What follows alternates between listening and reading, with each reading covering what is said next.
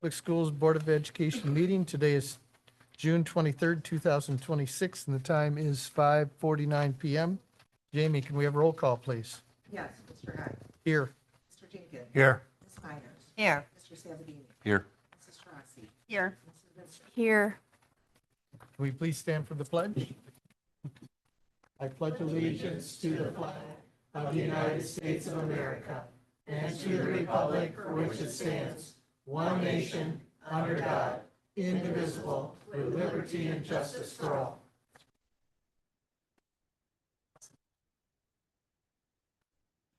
Okay, before we begin, please note this meeting is being live stream recorded. There are two cameras in use this evening, one focused on the Board of Education and another one that may be used during any public commentary or presentations. By participating in this meeting, you acknowledge you may be captured on video. As a reminder, if you wish to address the board, that doesn't look like it, please fill out one of the forms back on the table with the red cloth and hand it in to Jamie, our administrative assistant. Superintendent Shaw, are there any additions or deletions to the agenda this evening? I have none, but I know that there was a Yeah. request to move the MHSA to new business, so I would recommend. Yes. Well, that's off the consent. We'll do Correct, the move it on. consent agenda time. Yeah. I do want to add 3J. I know we had a conversation about moving this to members' comments, but I think it would be more appropriate to put it under new business, substance, policy, and procedure. I have a question about the cross-country, actually.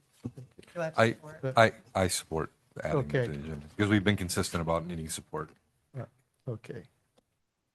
It's going to be 3J. J. Okay.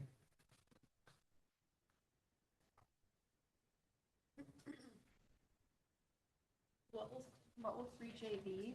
It is substance, policy / procedure, Yeah. or policy and procedure, however Yeah. you want to write it.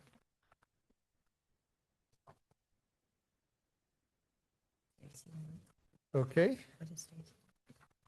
Stacy, did you have something, or was it under consent agenda?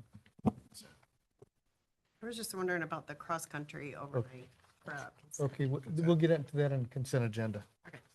Okay, so next on the agenda, superintendent comments. No, not addition. You just need support. As long as you have support to Oh, add. we have to vote for the, Approval of agenda. Oh, the amendment. yeah, we don't need it for the addition, just the Not the addition. approval. Just Thank you, the Jamie. agenda. No problem. Thank you. Keeping us in line. I You're know. going to be our parliamentarian here. Okay, can I get a motion to approve the agenda? I move to approve the agenda as stated with the addition of 3J, substance, policy, and procedure. Do I have support? Support. Any discussion? Hearing none. Jamie, can we have roll call, please? Yes, Mr. Jenkins. Yes. Ms. Miners. Yes. Mr. Sabatini. Yes. Mrs. Trassi. Yes. Mrs. Vincent. Yes. Mr. Heck. Yes, and the motion carries. Now I will turn it over to Superintendent Shaw. Wonderful. Well, thank you very much. So tonight, we want to honor, I know we have one retiree going to be with us. So on the 30th of this month, our retirees will officially be retired from Monroe Public Schools. And I just want to congratulate all of them on the milestone of retirement. And a big thank you. And so I want to give Cindy Flynn an opportunity to take 3 minutes, no more than 3 minutes. Timer will start. And Cindy, if you would, please take a moment and talk about your experience at Monroe Public Schools. Well, I thank you for allowing me to speak. I do think that my experience at Monroe Public Schools has really been a dream for me to come back to Monroe. I had a real job first, and I came back after that, and Randy Mundy had called me to work as a media specialist at Monroe Middle School. And I started there in 1992 and just moved every 7 years or so to another location or another job, another position in the district. And it's been a great ride. I have had some really great bosses. I've had great colleagues to work with. I do not really have a reason to retire other than I'm getting older and I need to experience something other than work because I've worked a long time. But I was walking out of this one of these meetings a couple weeks ago, and Gary and I were talking, and I realized that it's time for me to go. I don't fit because I see David with all his techno skills, and I think some of the things have really passed me by. And not that I didn't do the best that I was capable of doing always, but I really feel that it's time for me to turn the reins over to someone else that's perhaps a little more tech savvy. Although our office has moved from 1984 to the 21st century in a very short time. But that's because I hired really good people to work for me. So thank you. And I wish my colleagues the best of luck. And I've enjoyed the ride. Thank you so much, Cindy. Good luck. And that's all I have for first round of comments, sir. Okay, public commentary. Do we have any? We do not, Mr. Heck. Okay. Next, we have our discussion and action items. We have staffing, contracted services, and resignation reports. Is there any discussion on those? What was the number of resignations on that? I don't remember seeing that in there. 21? Just curious. That took the buyout? No, I think it's separate. The buyout is separate than, because these are wait, these are resignations. How many retirements?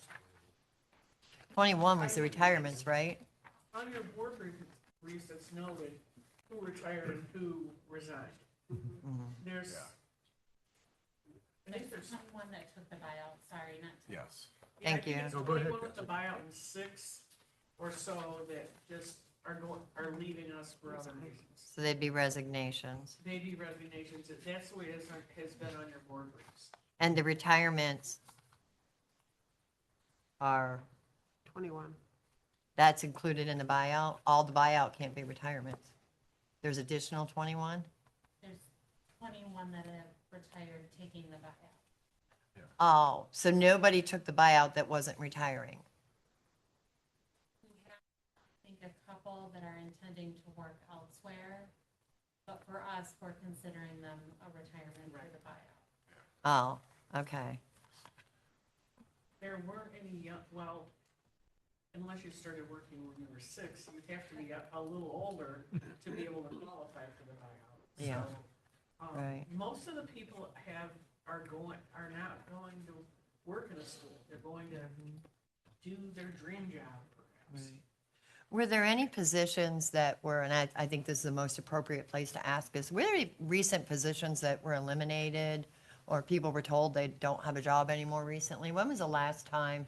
When did that end? Because I was just told that someone was told your job's done, and they were just told 2 weeks ago that they don't have a job anymore. And I was just curious. I thought that was done, and if those things are in here, and I know we had, for one department, due to the sensitivity of it, we didn't make any announcements, didn't make any adjustments to them until this last week. But other than that, if we're looking at certified staff, yeah, those positions were all communicated to, I want to say it's back in April, early May, huh. because that was when we were going over all those meetings with you. So, Yeah. Anyway, that was just brought to my attention, and I was like, I didn't think we were still eliminating positions. And Cindy, people at that point. sorry, I didn't mean to cut you off. Cindy, the only one that I can think of that occurred later than the others was the decision regarding the academic tutors. Right. Those were later. Teacher, but they've known that. An Anyway. academic tutor now is going to be an interventionist. So I'm just wondering how many people were was it told a- your was it job's no general longer there. education- General education teacher? We'll talk about it later. I guess it don't matter at this point. I was just looking for the numbers, so we knew exactly what they were, because resignations and the buyouts, there are people that were told your job's no longer. No, well, So nobody was told that your job is no longer? not a certified. No staff? Not a certified person. No staff? Other than academic tutors who are not going to exist. They were more costly because we paid a benefit with them, a single benefit. And it was something that we wanted to switch them to an interventionist. Right. but unless David. No, there were some folks whose positions were eliminated. They were not Monroe Public certified teachers, and they were notified, as Andy said, April, May at the latest. Were they EduStaff people? Well, that's interesting, so, okay.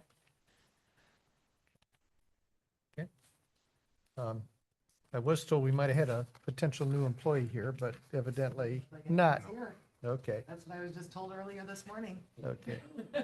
Any further discussion on staffing? If not, next is our consent agenda. Are there any items the board members would like to have moved off the consent agenda and moved to new business? Based on Stacy's conversation, you can let me know. Let's remove 2B, the cross-country champion overnight trip, so we can have discussion on that new business. And 2C, the Michigan High School Athletic Association renewal, and we'll move that to new business as well. Can I get support for that? Support. Okay, any further discussion? I guess really we need a motion to approve the consent agenda with 2B and 2C moved to new business. I move that agenda item 2A through, just 2A be considered as consent agenda and remove 2B and 2C, and the consent agenda items be approved as recommended. So it'd be just 2A. Okay, so now do I have support for that motion? Support. Any further discussion? Hearing none, Jamie, can we have roll call, please? Yes, Ms. Myers. Yes. Mr. Savady, Yes. Mrs. Tarasi, Yes. Mrs. Vincent, Yes. Mr. Jenkins. Yes. Mr. Hack. Yes, and the motion carries. Before we move into new business, provide some background and context to our agenda items. Excuse me. Items on our agenda have either been discussed in depth at prior work session and/or have been addressed in our weekly board briefs. So even though we move through these quickly, we want everyone to know that we have thoroughly done our due diligence and review prior to tonight's meeting. And as a reminder, all our work sessions are open to the public. Next, I'll turn it over to Mrs. Shook for the adoption of the final amended 2025-2026 budgets for general, food service, student school activity, bond debt, building, sinking fund, building and site, and the 2020-23 bond capital projects fund. Tom, can we need to address the items off the consent agenda first, please. So that would be the two items that Well, I moved. thought we would be moving those to the end of new business. They have to go to the front. That's my understanding, right, Andy? Our practice has been that we address them right at the very beginning of the Yeah. Yeah, business. so, very well. If that's the case, then we will move into what was consent agenda 2B, cross-country championship. Can I get a motion to approve the Monroe High cross-country overnight field trip to attend the state championships in Brooklyn, Michigan? I move to approve the Monroe High School cross-country overnight field trip to attend the Michigan Cross Country State Championships in Brooklyn, Michigan from November 6, 2026 through November 7, 2026, according to the terms of policies of the Monroe Public Schools Board of Education. Can I get support? Support. Okay, now discussion. Stacy, I'll start with you. I guess I'm just wondering, with it being an overnight field trip, there's no cost. And it is a competition. How do you know how many students are available? And is it generally an overnight? Because I know most schools don't First, I've heard that consider it as an overnight. it's usually a day trip, and usually it's just Not that I'm whoever against it. I qualifies. just, Sure. It is in Brooklyn, which is, I guess, relatively close. I think that the families and students that are participating on the 7th more than likely would want to go on the 1st. I think it's probably too early to estimate how many students will be going. The season hasn't started yet. We're just bringing this to you ahead of time to get everything out of the way. Right. overnight, and then you're going to bring back. We don't, once you give permission, we follow our policies and procedures and complete the packet and file it and make sure everyone is good to drive, all those things. Who's up, Mr. Parliamentarian? She still has the floor. Those were my only questions, I guess. like I said, not that I'm against it, but. Because I think, I'm not sure, did any of our cross-country members go this year? Qualify? No, I don't know. I know that Mr. Shaw has asked Dr. Hessen Did anyone even say? every sport on the Susan? every sport on the calendar. Fill out the paperwork so we don't run into a last minute situation where a student qualifies and a week later and we don't have a board meeting to approve the overnight. Or the full team they could Correct. qualify as a Correct. team as well. And when I remember 2 years ago, we were working through this whole process, and that was when we really were pushing, like, get in early. You already know there's potential for, in the fall that we could be going somewhere that would be greater than being local. And so put that in, and then we'll deal with the stuff rather than at the last minute going, well, they qualified, and now we don't have another board meeting or something of that sort. No, excuse me. No, I'm good. I think it was good planning, setting this up, so it's already taken care of. I think that was good thinking, Dave. That's all I got. I'm good. I'm good. Yeah, go ahead. Any other discussion, Mary? So my question is, and this is because I'm totally unfamiliar with cross country, but are these the types of events that can linger on and on and on and on and on way late into the evening, and that would necessitate, that's why we need to stay overnight? Not cross-country. Typically, no. I was a Okay. cross-country runner. It's actually how early they start in the They morning. start super early in the Okay. morning. You're done, The you're done boys by go midnight. and the girls So go. is this why, Mr. Malalepsi, you were saying if the event's taking place on the 7th, we'd want to get there the night before so that we don't have to worry about hustling? I think probably all of the things. Yep. Makes sense. I just know my nieces made it the last 3 years, and they go the morning of from Catholic Central, so Yeah, it's and about an that's, hour drive. I think traditionally, again, my son ran cross-country and my nephew was the coach. I've never known anybody to stay overnight. We never did. But if it's an option, I guess we leave that option open. Mary, you good? That's it. That's the only question. So I'm glad you brought that up because we used to do it and there would be a whole packet. We had to have permission slips. We had to have all the details of the trip. We had to know how many people, how many chaperones and all that information. And it was like this thick of a stack. And we decided, well, maybe we don't need all that information. We just need the basic information. So when we approve it, we understand what's going to happen, how many people are going, how many chaperones, and an estimated cost. So as far as I'm aware, this is the first time we've brought one with zero details. So I'm okay approving stuff, but I'm not okay approving stuff with a blanket, just a blanket whatnot. So I would like to postpone this. So I would like to amend the motion to postpone this until closer to time, maybe the board meeting before. These things are set long before. So do it before that because we don't know anything. What happens is So you have I regionals. have on 3 one- minutes. Oh, I have sorry. 3 minutes. Thank you, Andy. If she questions you, that's different. Yes. Yeah. So, to your point, I think that we haven't done it like this before. We always have more information. So I would like to know at least a minimum of how many people on a ballpark of cost before we approve something. We never stayed in overnight for cross-country. It sounds like a new practice, but, so I would like to amend the motion and postpone this until the board meeting prior to the championships, when there'll be plenty of information, and then just give us the details, cost, and number of staff, like we typically do. If I can say, and I welcome parliamentarian, I don't think we amend the motion as much as we just vote it down. We can vote to postpone it, right? Okay, I'm not amending it, I just want to postpone it. So I would like to move to postpone I this. think it'd be cleaner to vote it down. Yeah, because I typically, per Robert's rules, we'd have to postpone it till like October, November. And I think We can pick a date, but we can just do Robert's that. rules says you can only like 1 or 2 Yeah. meetings or whatever. I'm not that been around schools, but I think it seems to be cleaner to Just- just vote it down. Yeah. and That then- sounds and like a then straw bring it back vote. up. Oh, sorry, I had questions. That sounds like a Okay, straw vote. do you have a question? The question was asking me what I thought was cleaner. Okay. That's why I said it was Okay. cleaner. or up. Sorry, voted up or down.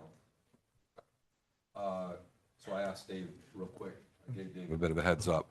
Mileage to Brooklyn was 46, 46 miles one way, 1 hour, 6 minutes. 1 hour and 6 minutes. So, It's on the way to the lake, so Yeah. I know it's like. I mean, would I like my competitor to be there if it starts at 7 a.m. early? Sure, but they're also young. They're not 57 like me and would have to, limber up for quite a couple hours maybe or whatever. So I feel like it doesn't really seem to me to necessitate that to be the case, but I also don't want to micromanage a whole team of, if it's a whole team. I don't want to be in that boat, but I guess I'm back with what Darla just said and Stacy was alluding to. I would like to have more details before I just gave somebody here's a check, go ahead and do, whatever you want to do and stay wherever you want to stay and all that kind of stuff. That's how I feel about it. Andy wanted a turn.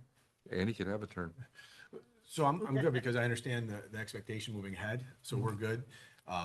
And we'll keep the same, because like in cross-country, you're gonna run regionals 1 week, and it's usually, I believe, 2 weeks later, they're running the state meet. So the regional will determine who's going. It could be the whole team, Right. it could be one, none. And so we may have 0 qualifiers. So as it draws closer, the coach and Dr. Hessen can have an idea of the potential for qualifiers and then bring it. And so we'll, through Dave, we'll time it out for any sports ahead of time, like that, to get you the most information we possibly can, due to when the board meetings line up, because it's still, there may be a gapping in there, so we'll do our best to that. And I would like to thank Dr. Hessen because I hound him for everything and he was too early. So thank you, Dr. Hessen. Well, not a big And- deal. Are we gonna loop back around? I think it would start back with me. I don't have any more comments or questions. Are we done? No, I I'm just saying. have more, so if You you have have more, something. Do you have Darla, you any need to more? go. No, the only thing I was going to reiterate with Andy was that I forgot it. Whatever Andy was. Okay. We're very close. We're on the same page, I think.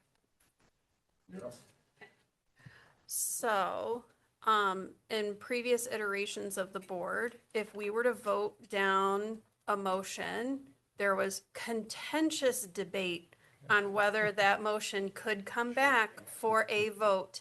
I want clarity for myself and for this board that if this motion gets voted down and then later this same exact field trip gets brought before the board, are we then going to put ourselves in a pickle and say, well, technically we can't vote on that, we can't ever vote on something that we already voted on?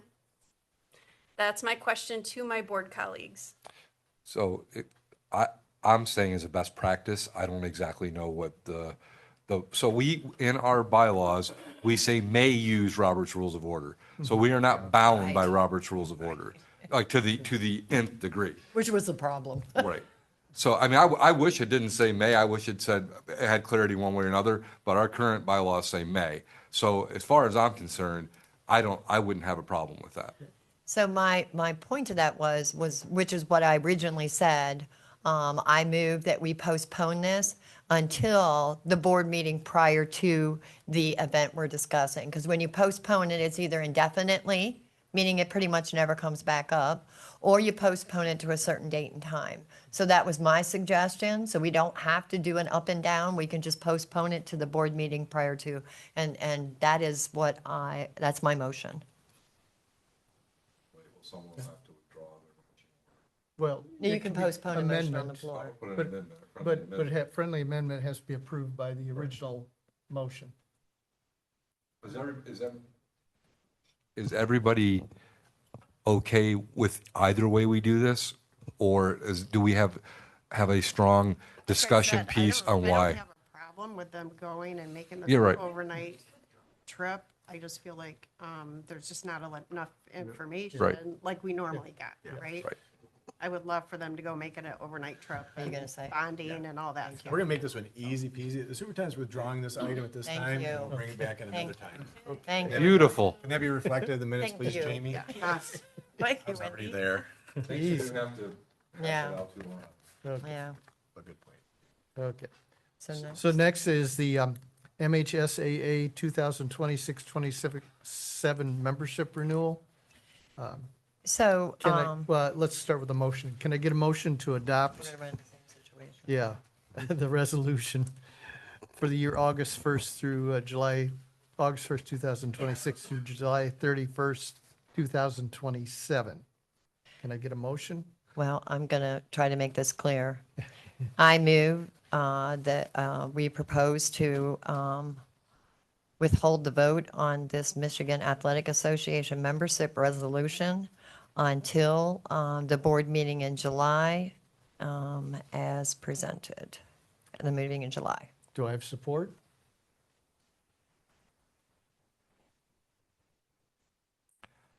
No support? I guess I'm wondering the reason. Well, Yeah, but you have to have I support or know, not it's support. discussion, I Yeah. know. we can Support. vote it down if we don't want. Support. Okay. Okay. Support, so we can have discussion. So Can- we're going to start with Stacy, if you have any. Maybe can I explain why? Because I Yeah, was the yeah, one who asked sure. to have it moved. Sure. Okay. A lot of this, I think, we want it moved with the hope that the Supreme Court makes a decision on whether or not boys can be participate in girls' sports. In which case, the MHSAA, which currently has, I don't know if I think it's a policy that says you can participate based on gender identity. And I'm hoping that's cleared up by the end of June. Technically, they should decide or release a decision next week. And then we can vote on what it's going to be going forward. So we'll have a little bit more information. Got it. Okay. That's, Yeah, I thought it was a bit premature as well. And when you look at the agreement with the Athletic Association, it says, once you approve it, you can't get out for a year. And you have to go by everything it says. So there's just a lot of factors out there. We do have a meeting in July. It doesn't go in effect till August 1st. So it felt like it was sufficient time to do that. Gary, do you have anything you need to? No, I felt same thing. I didn't know why you wanted to withdraw it. I was just waiting for an explanation. Okay. okay. Mary, anything? I understand. Yeah, we're postponing it till the meeting in July. The only thing I would point out in discussion is that if you don't participate in the MHSAA, you are not allowed to go to any state playoffs, any of those Yes. type of things. Right. And I'm not saying that we have to. We can do whatever we want to do, but just to point that out. But I believe that it's prudent to wait. We have some time to wait. We're not obligated. It's August 1st, so we should know something hopefully. And we have a meeting in between where we can go ahead Right, and right. take care of the business. So I think it's still fair. So it was requested that I reach out to the MHSA, which I did yesterday. It's interesting how you get an answer and there's always two answers. for one. So the technical is that you have the ability to approve membership 4 weeks after Labor Day, okay? Okay. That's in With- September. It's in September. Wait, he's got the second. But then the second part is this, is that the reason why they put on August 1 through July 31 is that is their insurance year. So July 31, or August 1st is when the liability insurance that MHSA carries for athletes goes into effect. So if a school is not a member school by August 1st, and in the month of, during that time when you're not a member school, something happens to an athlete, then their insurance carrier may or may not, they don't know because that's never happened, may or may not pick up that portion that they have there. But that's the only thing that they wanted me to be aware of, that you do technically, per their bylaws, have 4 weeks after Labor Day. Okay. Make a final decision. Okay. So do we want to keep the date as the July board meeting, or everybody go with keeping the date in the original motion? Keeping it for the July board meeting? I think for the insurance reasons, we probably should still do it in July. I just Yeah. wanted to verify that Yeah. everybody was, I could amend my motion. I'm the only one, but I wanted to know if anybody wanted me to amend that, so, okay. Jamie, you got the motion, right? Thank you. Any further discussion? Hearing none. Jamie, can we have a roll call, please? Yes, Mr. Sabatini, Yes. Mrs. Taurasi, Yes. Mrs. Vincent. Yes.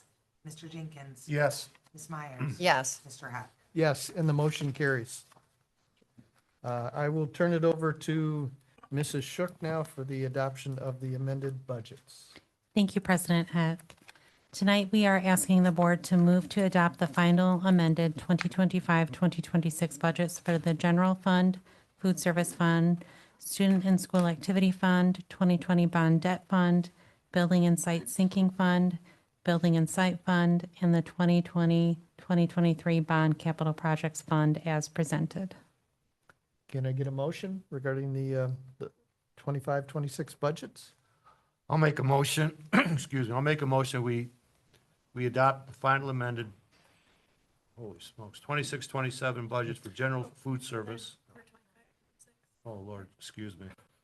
25-26 budgets for the general food service, student school activity, 2020 bond debt, building and site sinking fund, building and site fund, and 2023 bond capital project funds as presented. Do I have support? Support. Discussion? So we're going to start down here, Started Brian. and I have no comments or discussion. Darla?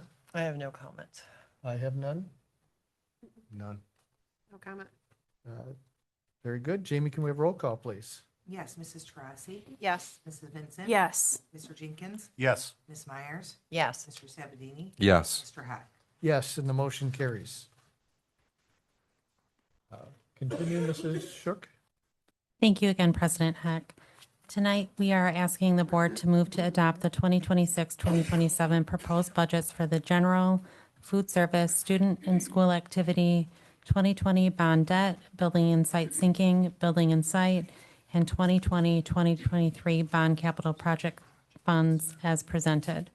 Furthermore, the board has determined that the millage rates be established at 18 mills non-homestead, 6 mills commercial and 6 mills commercial personal property for operating purposes, and an additional, I just realized there's an error in the motion, 0.9987 mills be levied for building and site sinking fund on all property as approved by referendum in 2023, and 1.5 mills be levied for 2020-2023 bond fund on all property as approved by the voters on May 5th, 2020. Can I get a motion regarding the 26-27 budgets? I move to adopt the 26-27 proposed budgets for the general, food service, student school activity, 2020 bond debt, building and site sinking, building and site, 2020-2023 bond capital projects funds as presented. Furthermore, the board has determined that the millage rates be established at 18 mills non-homestead and 6 mills commercial personal property for operating purposes, a 0.9987 mill be levied for building and site sinking fund on all properties approved by the referendum in 2023, and 1.5 mills be levied for the 2020-2023 bond debt fund on all property as approved by the voters on May 5th, 2026. Support. Oh, Oh. my apologies, May 5th, 2020. Support. Okay. Discussion, Stacy, we'll start at your end this time. I don't have any. Yuri? No, I don't have anything. I think we've talked about it plenty. I'm fine. Darla? So this is the final vote on this. We've had a lot of discussion on it. So my project I put myself on today was to look back at the requests that we had, the concerns that we had, to see if we felt that all of those were addressed. So remember the meeting where everybody had their points and whatnot. So I did go down through that. I also, I keep bringing this up, and I'm going to bring it up again, the millage. And it says that furthermore, the board has determined that the millage rates be established. That was decided by the voters. So why is it saying the board has determined that the millage rate should be established? We didn't establish these rates. The voters did. Correct. The board has to confirm what we're levying each year. So can we say the board has confirmed that the millage rates? The way the motion is written is how the state requires us to have it written. Oh, okay. So on the list, the one of them was mine, was staffing, the teacher changes and that. I keep hitting it, and I don't know. I don't know that I know an answer to all of my questions on teaching staff and where we're at. One of the other things was the clinic at the high school that Stacy had brought up. At the meeting, the cost was $128,000, and that's in there. And I wanted to ensure that board members are aware that that is in this budget and it is included. That was one of the things we talked about. Facility rental fees. We were talking about the updates to ensure that we could get some revenue on that. I don't believe we ever got the facility rental rate increases. I don't have it. I dig through my notes, but these are the stickler points that we said. The other one was the elementary ed staff, for building is 1.4 million cut, the latest numbers I got, with a $420,000 severance. So just be aware of that, and that just is what it is. The academic tutor and interventionist, on the chart that we had, it listed that there was 21 of them. And then it said that they were contracted and they were pending grant allocations. Are we confirmed that those 21 positions are covered by some kind of grant? Because on the paperwork, it said that they weren't. So this is a question for whoever wants to answer that one. I can field a couple of those. The interventionists are fully covered with 31A at-risk funds. We're hoping if the title allocations come in higher, we can perhaps partially fund them with title grants as well. But in the current budget, they are fully covered by 31A at-risk funds. Okay. And then, I think you have another question. Cassie, you were going to jump in on earlier. and I didn't make a note of what you said. And Facility rental fees. Yes, okay. Mr. Shaw and I have it on a future meeting between us TBD as far as adjusting those rates. You haven't seen it yet because we have not had schedules in alignment to have that meeting to discuss. So But that will, go ahead. the request that Mr. Heck had on that was to make sure that we are not losing a penny on that when we rent out facilities. And so that was a planned review in July because some of our facilities may not have, it may have a nominal, may have a cost that we don't lose a cent on, where others, based on a request, if, for example, the high school auditorium, and it's July 10th, and it's 90 degrees out, well, we're gonna make sure they're charged for the air. And so that's the kind of stuff we have to review. And so that was a planned July. Okay. Work. Because that was when we were having a revenue discussion, because that was when we were talking about the childcare center. That was another thing. We didn't ever, sorry for my language. We didn't address the changes to the allocation for the staff. That was another thing that we were looking at. You're up. I can see you smiling. Yep. Mr. Shaw has had discussions with the ISD, and they will be moving their clerical person to man the door at Riverside. So the Monroe Public Schools will not have a clerical staff member there. And I believe the person that was intended to be there is going to be moved to another building. And then to your question in regards to the cost for staff, Cass, remember that was a conversation around, okay, are we gonna move the staffing cost up at Riverside? Oh, the cost to the families, yes. Yeah, it was 50%. We were looking at possibly at Yes. 25%. Yes, Miss Kipp has been preparing her fall enrollment documents with that reflected that Monroe Public School staff will receive a 25% discount, and she is increasing the hourly rate by, I forget if it was 25 cents or 50 cents an hour. And I can clarify that with her tomorrow and have that in board briefs for you. So And I she remember was- that position was like 50-some thousand dollars. So that would go back into her budget. And I understand It's- that, right?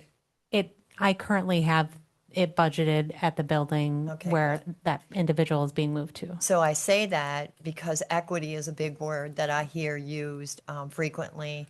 And when you look at the staff wages over there, I hope that someone considers their wages as being as valuable as a lot of the staff that they get, because I think there needs to be an equitable distribution for that staff as well. So I hope that that is considered in the ongoing with the new changes. That's my request on that. The other, oh, sorry. The only question goes back to the Riverside of the daycare, the 15-minute increment, the 30-minute increment. What have we decided to do on the? She was implementing, I believe, and I will make a note. I believe it was either a half hour or an hour block for the before school. And then she was changing it, I think, from 15 minutes to the half hour. But I will confirm that with her and enter that in board briefs for tomorrow. Okay, it's the only question. Wasn't there a question also about no-shows, whether they're being charged or not? And she did indicate that if we do intend to she's going to do a survey with the families in the fall regarding if they would attend care over the breaks.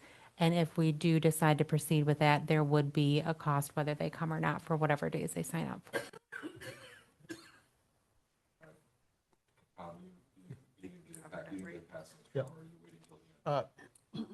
I'll wait till the end. If Gary or Mary, any further questions? No. Yeah, I have no further questions. I think that we would let Darla, well, sorry. Go ahead, Tom. Mine are probably pretty quick. So I have really two extraneous. One is there's a proposed solar site North Custer. I think it's 500 acres. Hasn't been approved yet, but those type of projects, are they under the Homestead Act, or would it be the 18 mills or the 6 mills? If it is not considered, the non-homestead is the principal residence exemption applies to that 18 mils. So if it's a commercial property, I believe that it wouldn't be considered, I don't think, commercial personal property. So I believe it would be the 18 mils. However, that being said, sometimes the state or the townships do some sort of negotiation for the tax tribunal. Okay. That would be rezoning, right?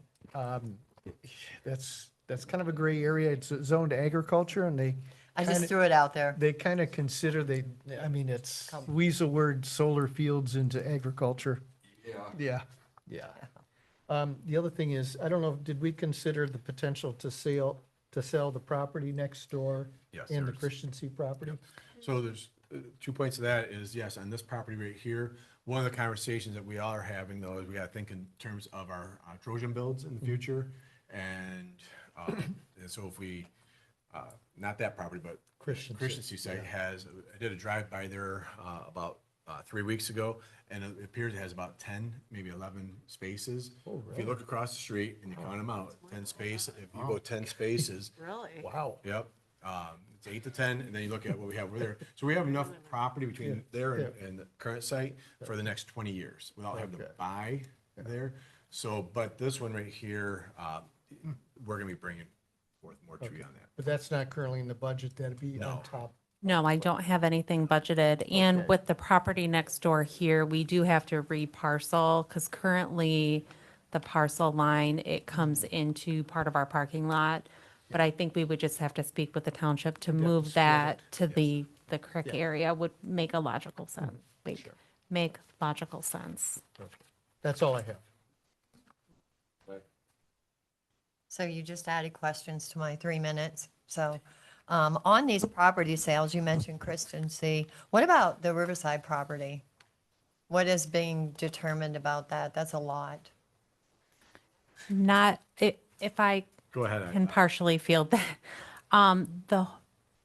The ball fields next to Riverside, only when you're looking towards the railroad tracks, the ball field to the right is ours. The ball fields to the left are the city's.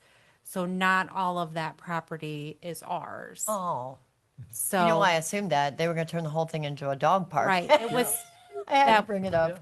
the proposal from the city was to add to their parcel some of our parcel to make that dog park, but as that's not come to fruition. There's been no discussions that I've been aware of. But I just wanted to make that point. It's partly Thank you. ours, I- partly. I did not know that. I truly thought that was all school property. In the regards to holding those properties for space for 20 years with the housing builds, I think in our current circumstances, I don't think we have that kind of a luxury. I think we need to consider what we need to do to build our funds up. And I don't know that, it's just something to think about. I didn't bring up the topic, did I? I don't think I did.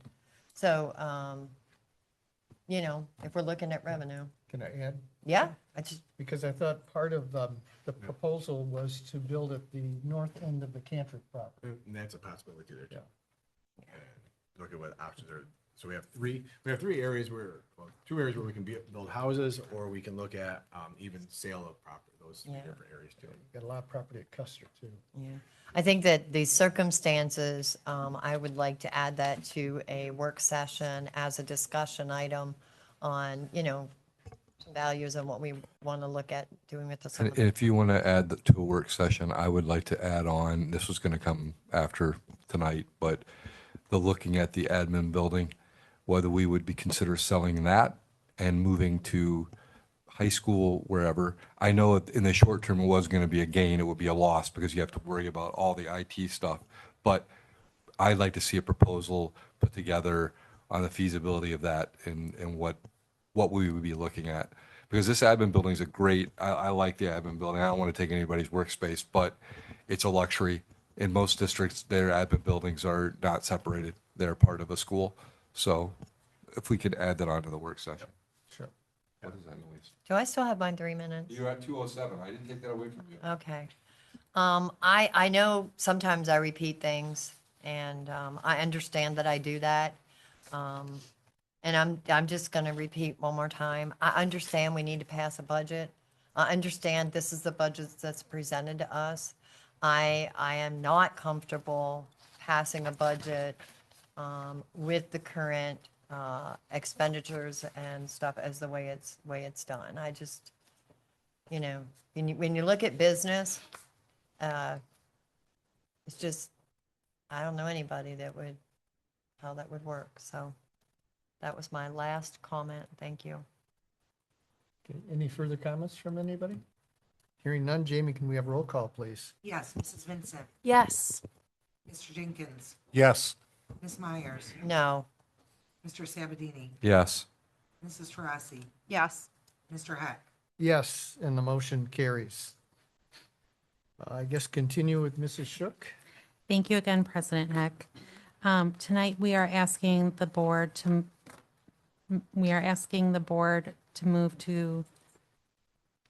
move that the Board of Education approve the district's participation in the Michigan Finance Authority, MFA's 2026 State Aid Note Program as presented.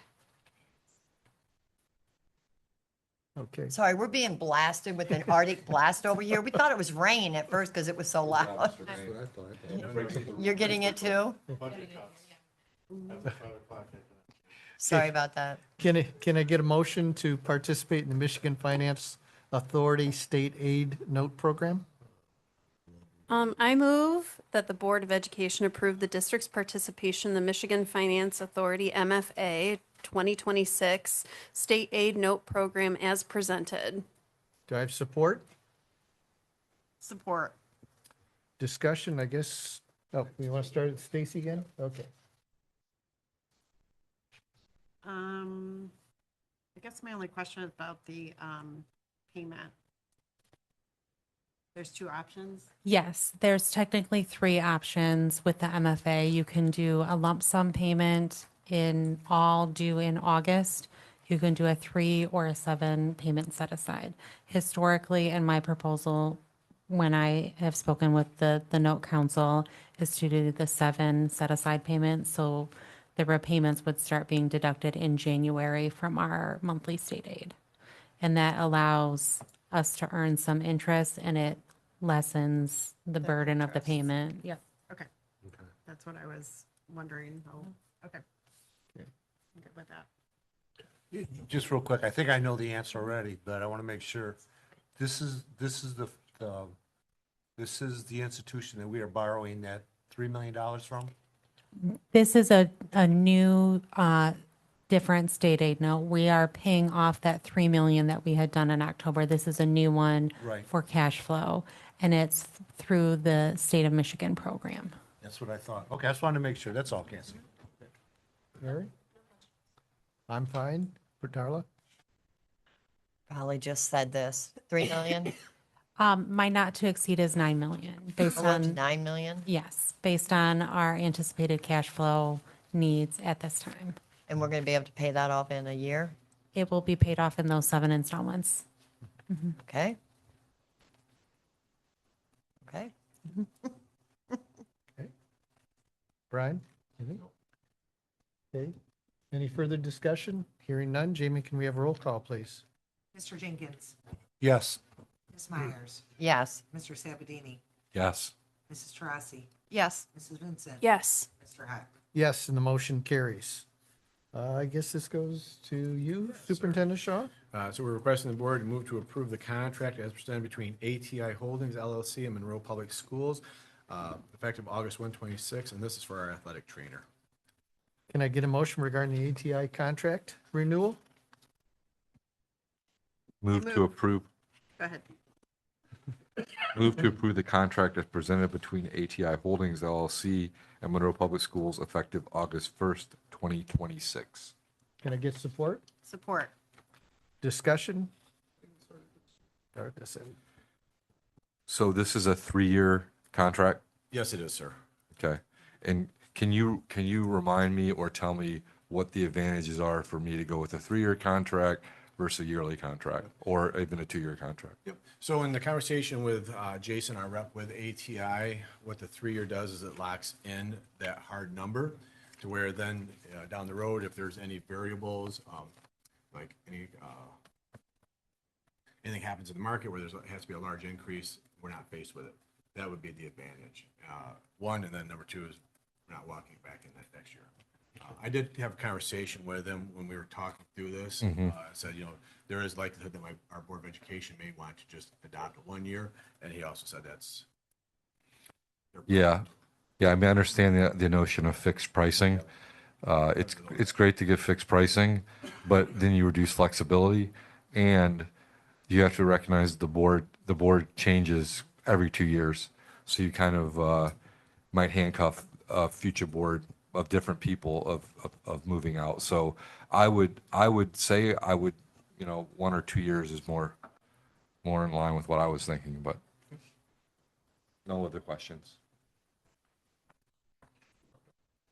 So I'm going to reiterate what Brian said. We used to do 1-year contracts, and it makes sense to do 1-year contracts because we have to do a budget every year. We got so many factors every year. And in reality, to approve a budget, in a contract is not problematic for the board to do on a yearly basis. I agree with Brian. If you do a 3-year contract, think about it. We're moving every 2 years. This board has a potential of moving people. And I think that I agree, it locks hands. So I'm not a proponent of anything over a 1-year contract.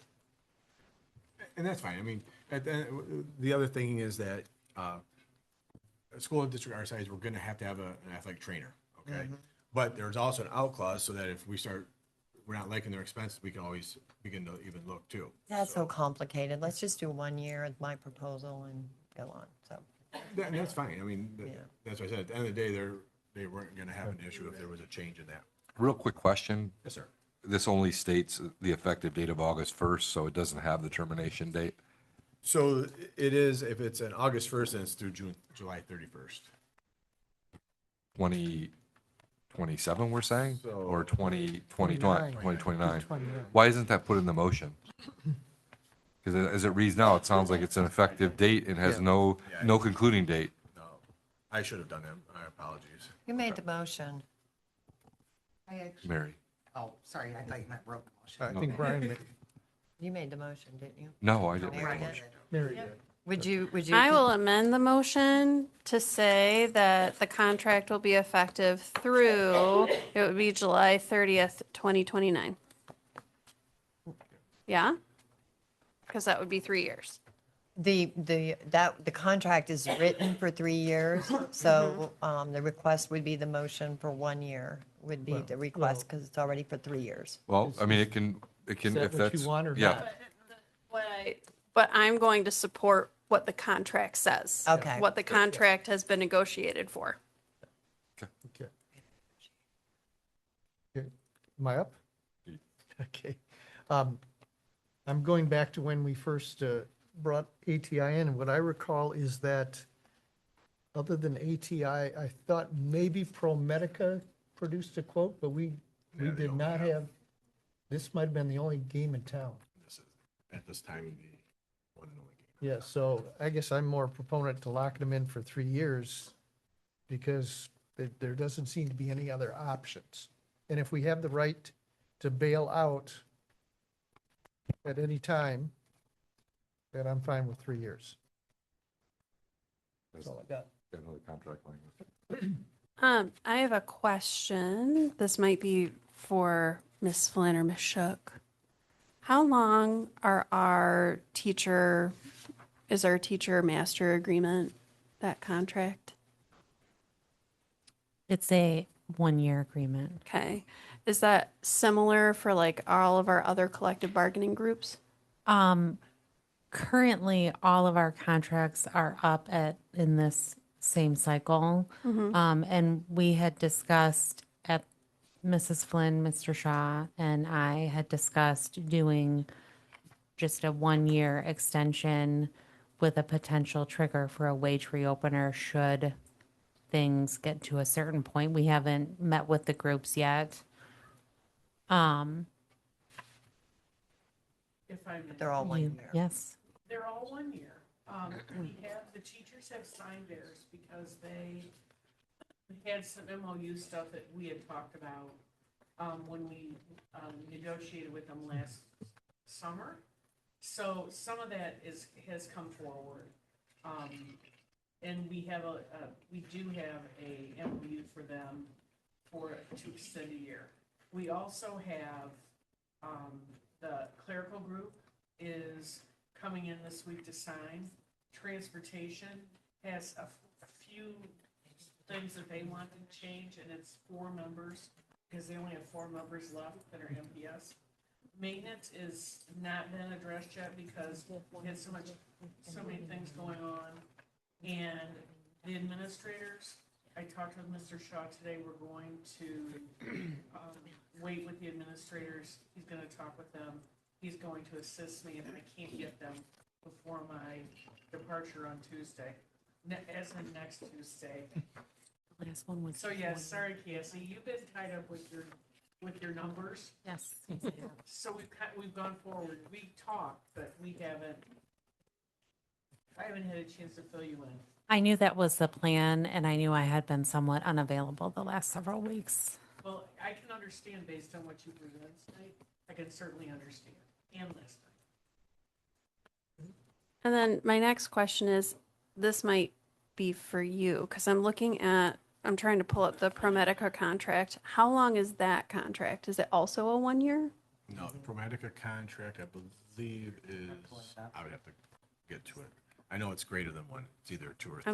I'm trying to find it right now. A 2-year extension. It's a 1-year contract with a 2-year extension. So it's in essence a 3-year Well, contract. no, that just means every year the contract stays the same as long as you approve it. So it still comes to the board for approval. It just means we are locked in for the continuation, but we still approve it. We cannot approve it. But if it's a 2-year extension though, Yeah, but you got to vote on that. It's not automatic. When you agree to a 2-year extension, you're saying that you're keeping them for 2 more years. yeah. So that would have been, I think that may have been last year. That just wasn't how I understood it when we talked about it, because we talked about the same thing, all the contracts, sticking with the 1 year. But ProMedica looks like runs 25 to 27.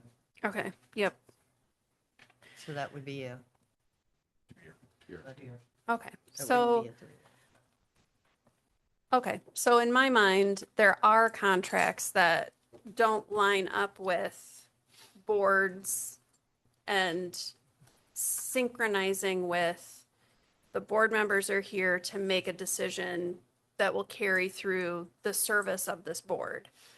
So I'm comfortable with a 3-year contract because it's not that I'm looking at, haha, next board, I'm making your decisions. I'm looking at, in this moment right now, I'm making the best decision for our school district. That's all. In listening, what other personnel have 3-year contracts in our system? It seems like all the unions are on 1 year. Is there anybody else, any other individuals, organizations that have more than, ProMedica we said is 2. Anybody else? Please. Actually, up until we've had financial, we have been cognizant and direction given from our board that we could only do a 1%. We've not really been giving them anything in the last few years when we negotiated. Well, we haven't. But before that, we gave them, because we cut our scale down for the teachers to 15 steps for a master's degree, which shortened their years to get to where they are.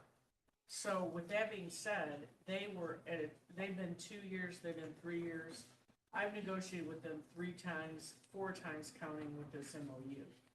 But we want to see, but since 2020, let's face it, our finances have been, in 2020 brought some good money, but not for salaries of teachers.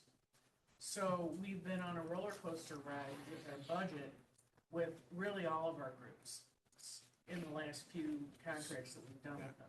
So we would love to do more than 1 year, but we extended for 1 year because the climate could really change in 1 year. If we know we're going to have an election in November that's going to maybe turn the tide a little bit, but we can't guarantee that. So that's why, and we know we're not going to have a budget. If we do have a budget from the state, it's probably not going to be before we come back to school. So that's why we wanted to go ahead and do a 1-year extension for the groups to give them, so they're not without a contract. But to answer your question, at this point in time, greater than a 1-year contract would be the cabinet, has greater than 1-year contract. We have, we said ProMedica, and I'd have to go back. And I know that SEDEX is If I- 5-year, but well- they get approved every year by the state. Technically speaking, Sodexo is a 1-year contract with up to 4 additional 1-year renewals, and the state and the board both have to approve each annual renewal.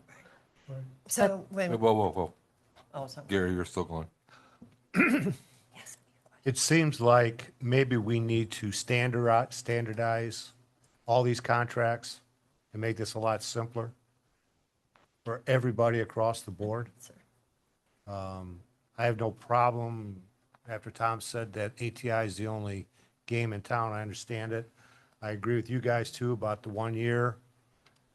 I'm a little reticent because only a 0.62% budget surplus, so I'm a little queasy about the whole situation, spending any money, and I'd like to have something that we can get out of and save a few bucks. But Tom and Andy says that we can get out of this easily enough, The point that I was just going to make on the athletic trainer, in this day and age, not having an athletic trainer puts a whole lot more risk on your system. And so a school district this size, there are others out there that they go without an athletic trainer, okay? Our school district should not be thinking about doing without an athletic trainer. The only point is that ATI is our only option at this time. Now, down the road, we can, each year, again, as we've said, quite a few times last night and other times, we'll continue to look at ways to reduce costs. And if we find that there's another opportunity out there in athletic training, then we will investigate that as an option to, because every $1,000 matters. Yeah, fair enough. I thought that we had already voted on a 3-year contract last summer, but Cassie told me it was a 1-year. The difference is that we're dropping from 1.5 Yes, trainers one. to 1.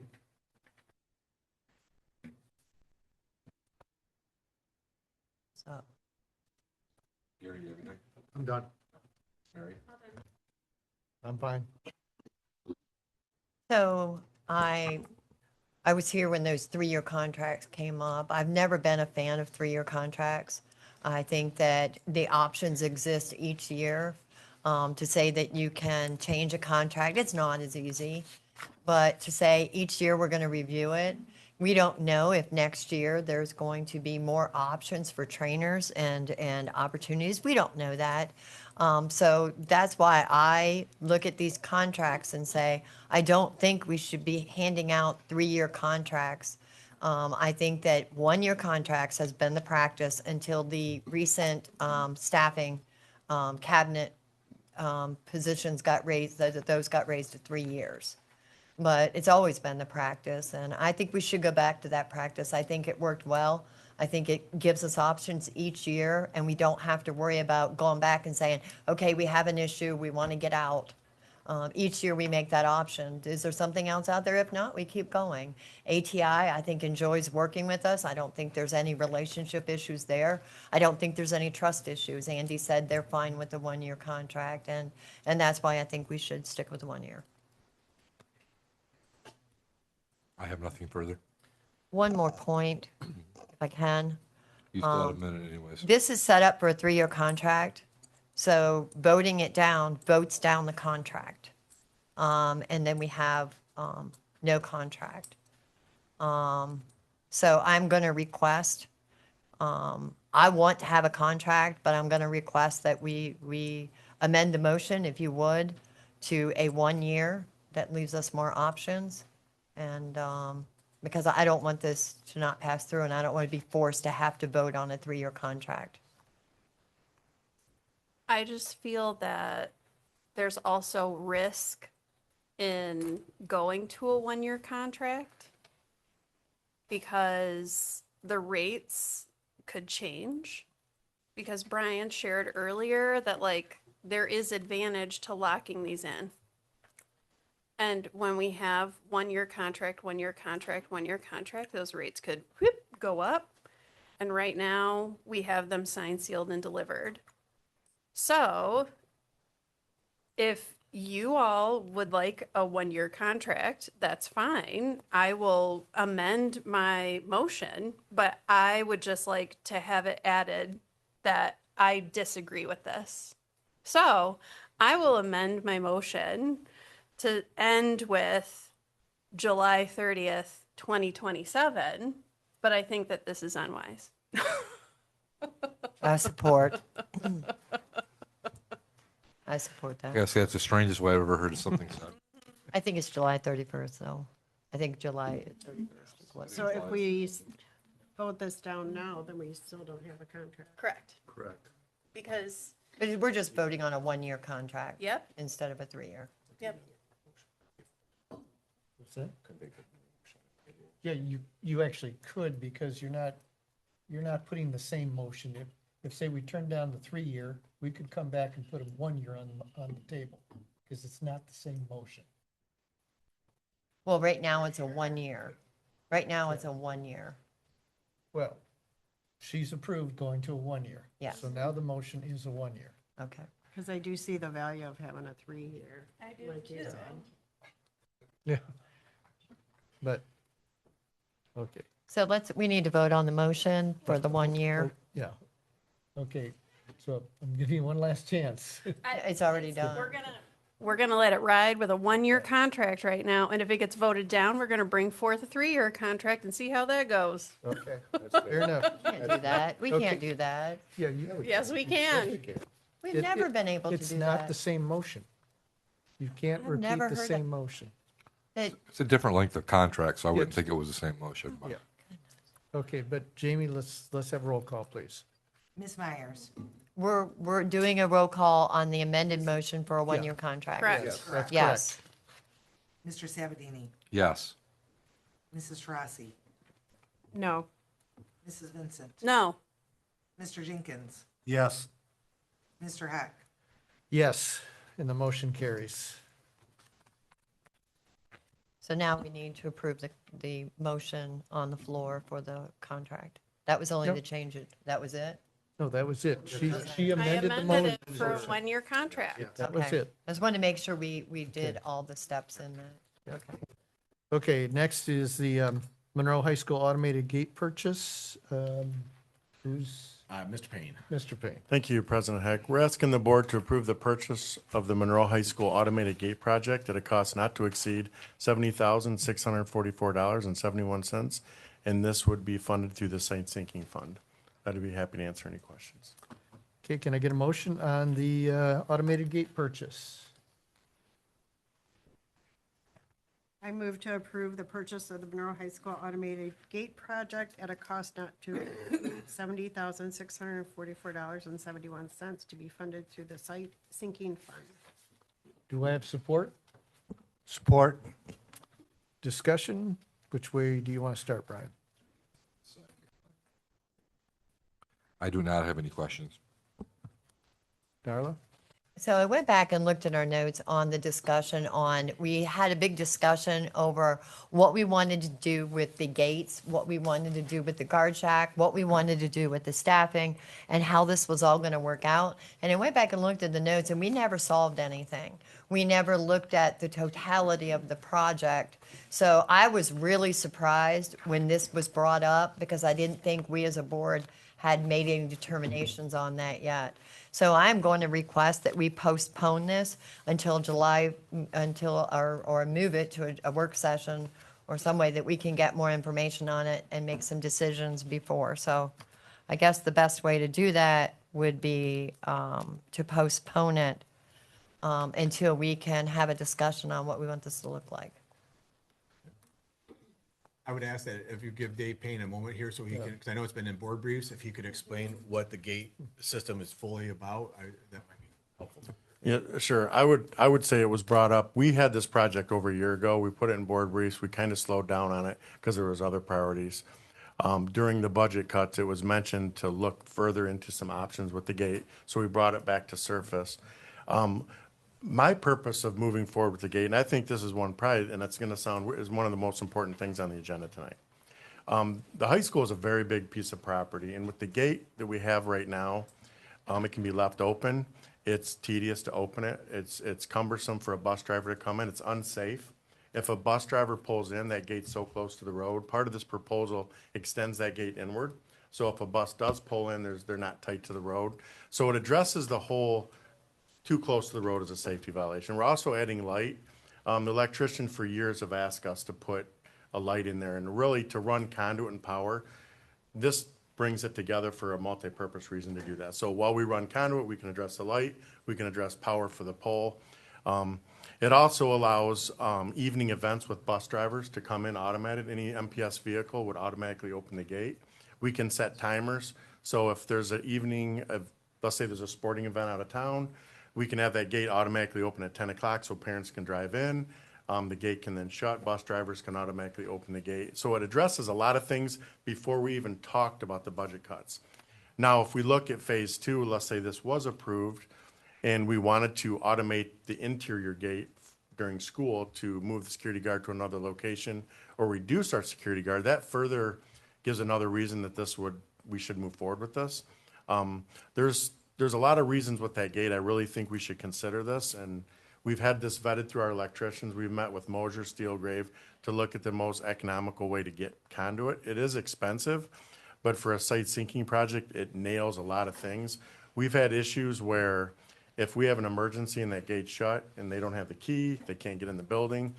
And I'll end with this. We've had a lot of vandalism at that high school. So if that gate's left open, it's been very costly. If kids can get in a little early, if the gate doesn't get shut. So sometimes you have to leave the gate open for 3 or 4 different reasons. And if there's not miscommunication with our new event system, we can actually program that as one of the options. So if I have an event and I need the gate shut or open, it can be accommodated. So, and we can also have a timer set. So at a certain time at night, no matter what, that gate's automatically closed. So I do feel that this checks a lot of boxes at the high school, where it is a little costly. I do think for security and for our bus drivers and athletics and after hours for staff, this really would be helpful for us to do that. And it also gives us a little accountability who's going in our building after hours, because it will tell us that with data. So Dave, if someone was on the grounds and let's say it was designed to be closed at 10 o'clock, and would the gate open so they could actually get off of the grounds? There'll be an automatic timer if you look in there, so when a car comes to leave the high school, it automatically open. It won't keep people out or keep people from leaving, it just keeps people from coming in. Thank you. So I'm gonna yield to the next 2 minutes that I have on my time. I don't, I'm not sitting here saying I don't think we should get a gate.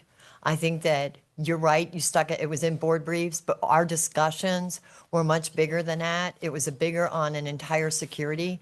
I know their board members mentioned getting ACAP in here so we can look at, who's gonna man it. Like, you have to have cameras, there's cameras for this, there's cameras for that. What's gonna happen when family wants to come in, the kids are dropping the kids off on a school bus, how did they get in, how did these passes get in? Those are the conversations that we never got a chance to have, because I think this was a bit premature. And, I think that those logistics, because, need to be worked out, because that's bigger than a gate. This is. Because all that's gonna cost We money. could accommodate all If you those. need all these passes and all this stuff, like, all that's gonna cost money. But during the day, if, in our initial proposal and our thinking, during the day, this gate would not affect anything. The gate would stay open during the day, and the second gate where the guard is currently would still handle as usual. Now, if we wanted to automate that second gate, that wouldn't affect what we're doing here. This is the perimeter gate, and more after hours, early in the morning before the school opens, or for late events or people arriving back from a sporting event or something. Or just a staff member coming in to do a check. If we add that 10 or 15 minutes over the last 10 years, it would pay for this gate, because they got to stop, open the gate, park again, shut the gate again, lock it, go and do their stuff, come out, and that's time that's added up. So when we initially put this forth, it wasn't for those reasons. Those are just additional things that we could benefit from it. That's all I was saying. I'm not saying there's more discussion, but with the programming of the gate, we could accommodate changes by season, by day and night, by. But this is the perimeter gate. This Yes. has nothing to do with the current system we have with Yes. the guard shack, with the So arms that go up and down. Yes, that would stay the same. I'm gonna take back my last minute that I have. So I'm not suggesting that it's not a good idea, but what I am saying is our money in our budget is so tight. We need to ensure that everything that we're purchasing a 70,000. I understand it's coming out of a budget. I'm assuming Cassie's gonna tell me it's already been considered in the budget. Am I right, Cassie? It would be considered part of that 2.7 million that. Was this part of what was already approved tonight? Any Yes, appropriate if amount? I can finish my sentence, this would be considered part of that 2.7 million in the site sinking that was approved for expenditures.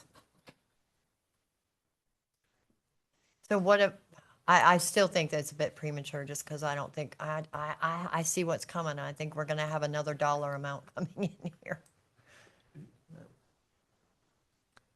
I guess my only question, Dave, this is the gate for the general public comes in and out, call it the south gate. What's That is the- correct. I'm trying to think, what's the current situation at the north gate? All three gates act as the same. We just unlock a chain and open Okay, them up. So those based are on- still going to be Yes. manual, it's just this particular gate? Yeah. Okay. Okay, that's all I have. Are we moving this Yeah. way? Okay.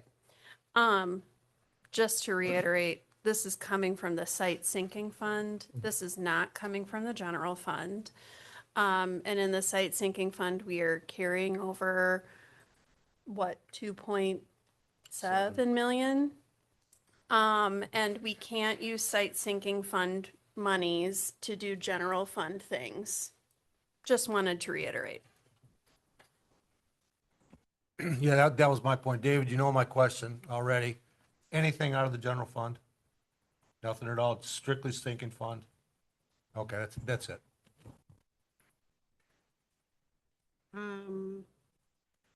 Wondering what the cost is for, like, the buses, staff to have access? Because there has to be like, We included 50 for Monroe Public Schools vehicles, so all the buses would be retrofitted with a tag. So similar to if you've ever been on the toll road and you have the little, similar to that. So they would drive through it, open up. We could look at purchasing additional ones for like our fleet. So we that's started out already with in the 50 in this. cost of it. Yeah, that 50 is in the cost. 50. Okay. And then why was there such a big price difference between Mosher and Stalgrave and the? Lately, it's been that way, even with some of the projects within the high school for like the power for the curtain.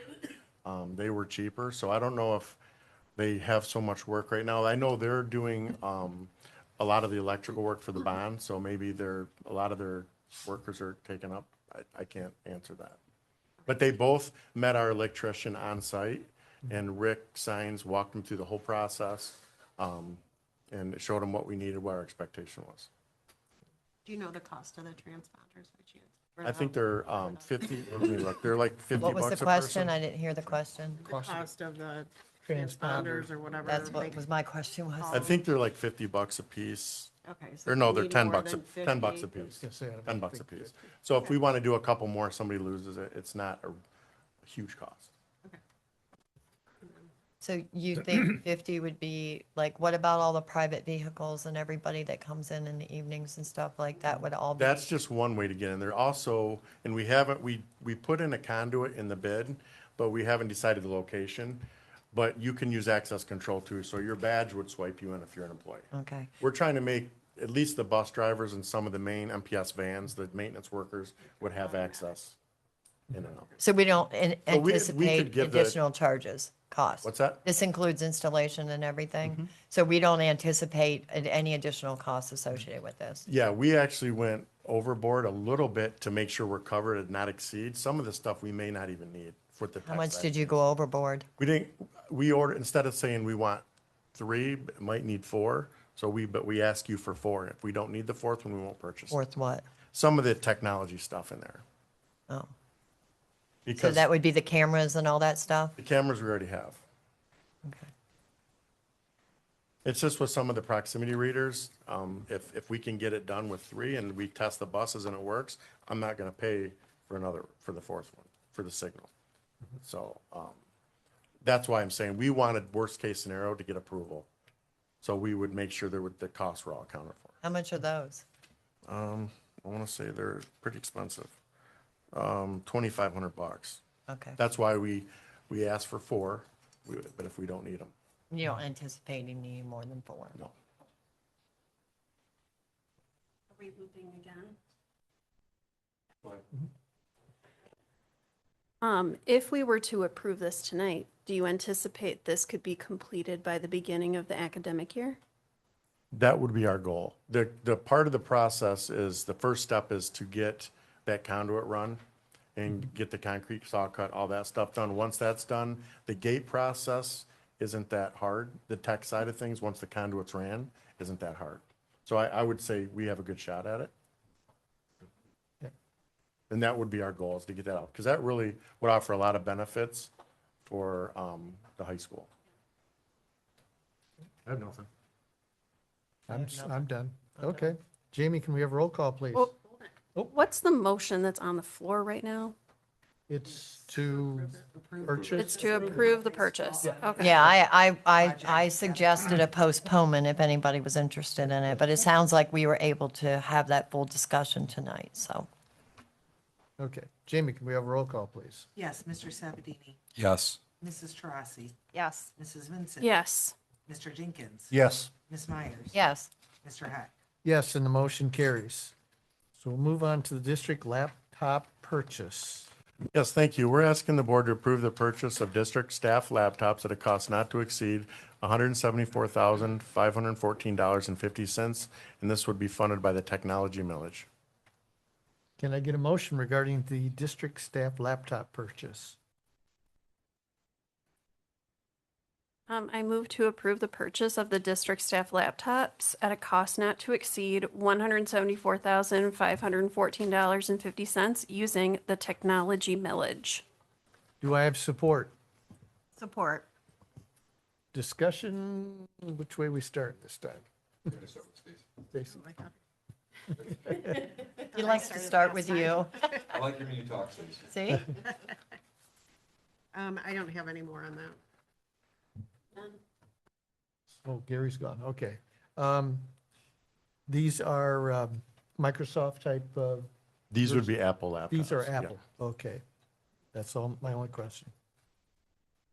So when does the technology millage money come in?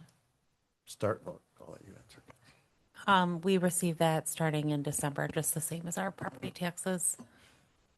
So But we there's- have, like, we've been receiving it, so there is funds as part of our fund. Yeah, I know we've been spending out of it too, and that's why I just asked. Okay. I'm sure out of, what was it, 1.7 million a year, we can accommodate 175, correct? And this is an outright purchase, not a lease. Yeah. And these laptops at the end of 4 years would be worth roughly $150 as well. So if we did want to trade up or upgrade, they would have some value at 4 years. I thought Apple products were longer than that. It was the Chrome ones that were shorter, because these aren't desktops. These No, are- that's what I'm saying, but in 4 years, they're still worth $150. That's good. Chromebook after 4 years Like $10, I think you said, yeah. How many did you purchase? of these. Yeah. These, we're asking for 310. Our goal here is to accommodate all classroom teachers and coaches, and I have a few extra for direct classroom instruction. And then the laptops that the teachers turned in that we discussed would be refurbished, new batteries, and that's what we'd give out to the other support staff. So essentially, we would be buying just these for teachers, and the rest of the district would be supplied with what we already have. We don't have 310 teachers. We go through this all the time. We have what, Andy? Well, 180-ish. yeah. That's direct teachers, then you have, like I said, you talk about like about And so- special ed and others, so. And some coaches and some other. Well, the coaches are not athletic coaches, just for the public record. Curriculum coaches. Right. Yeah. I thought I'd clarify that. No, I don't have anything else. I have nothing. Can we bounce back to Gary? Sure. As always, you know my question. Anything out of the general fund? All technology knowledge. Thank you. Anything more? Hearing none, Jamie, can we have a roll call, please? Yes, Mrs. Taurasi. Yes. Mrs. Vincent. Yes. Mr. Jenkins. Yes. Ms. Myers. Yes. Mr. Sabadini. Yes. Mr. Huck. Yes, and the motion carries. Next is the Monroe Middle School cooling installation purchase.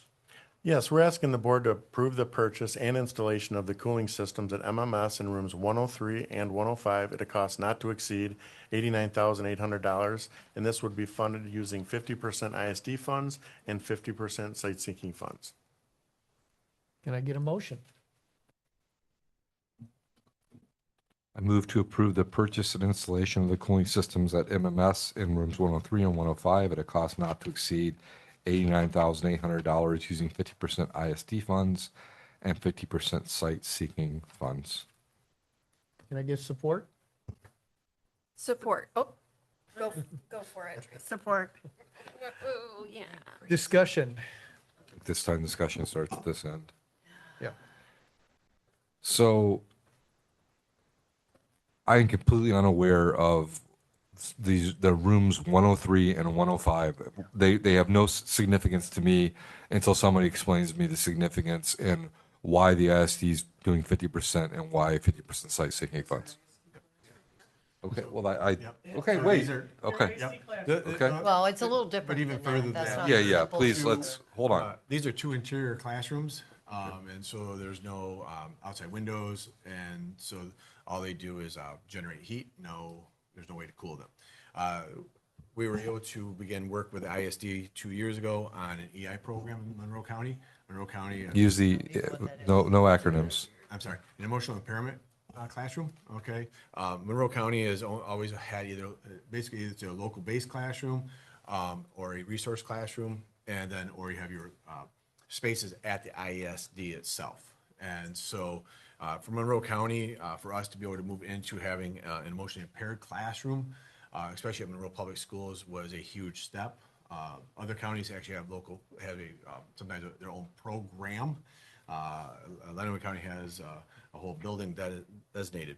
And so what this provided for Monroe Public Schools was right now currently 4 students are our current resident students that take part. There's 2 other students that are involved from other districts, and so it's a countywide.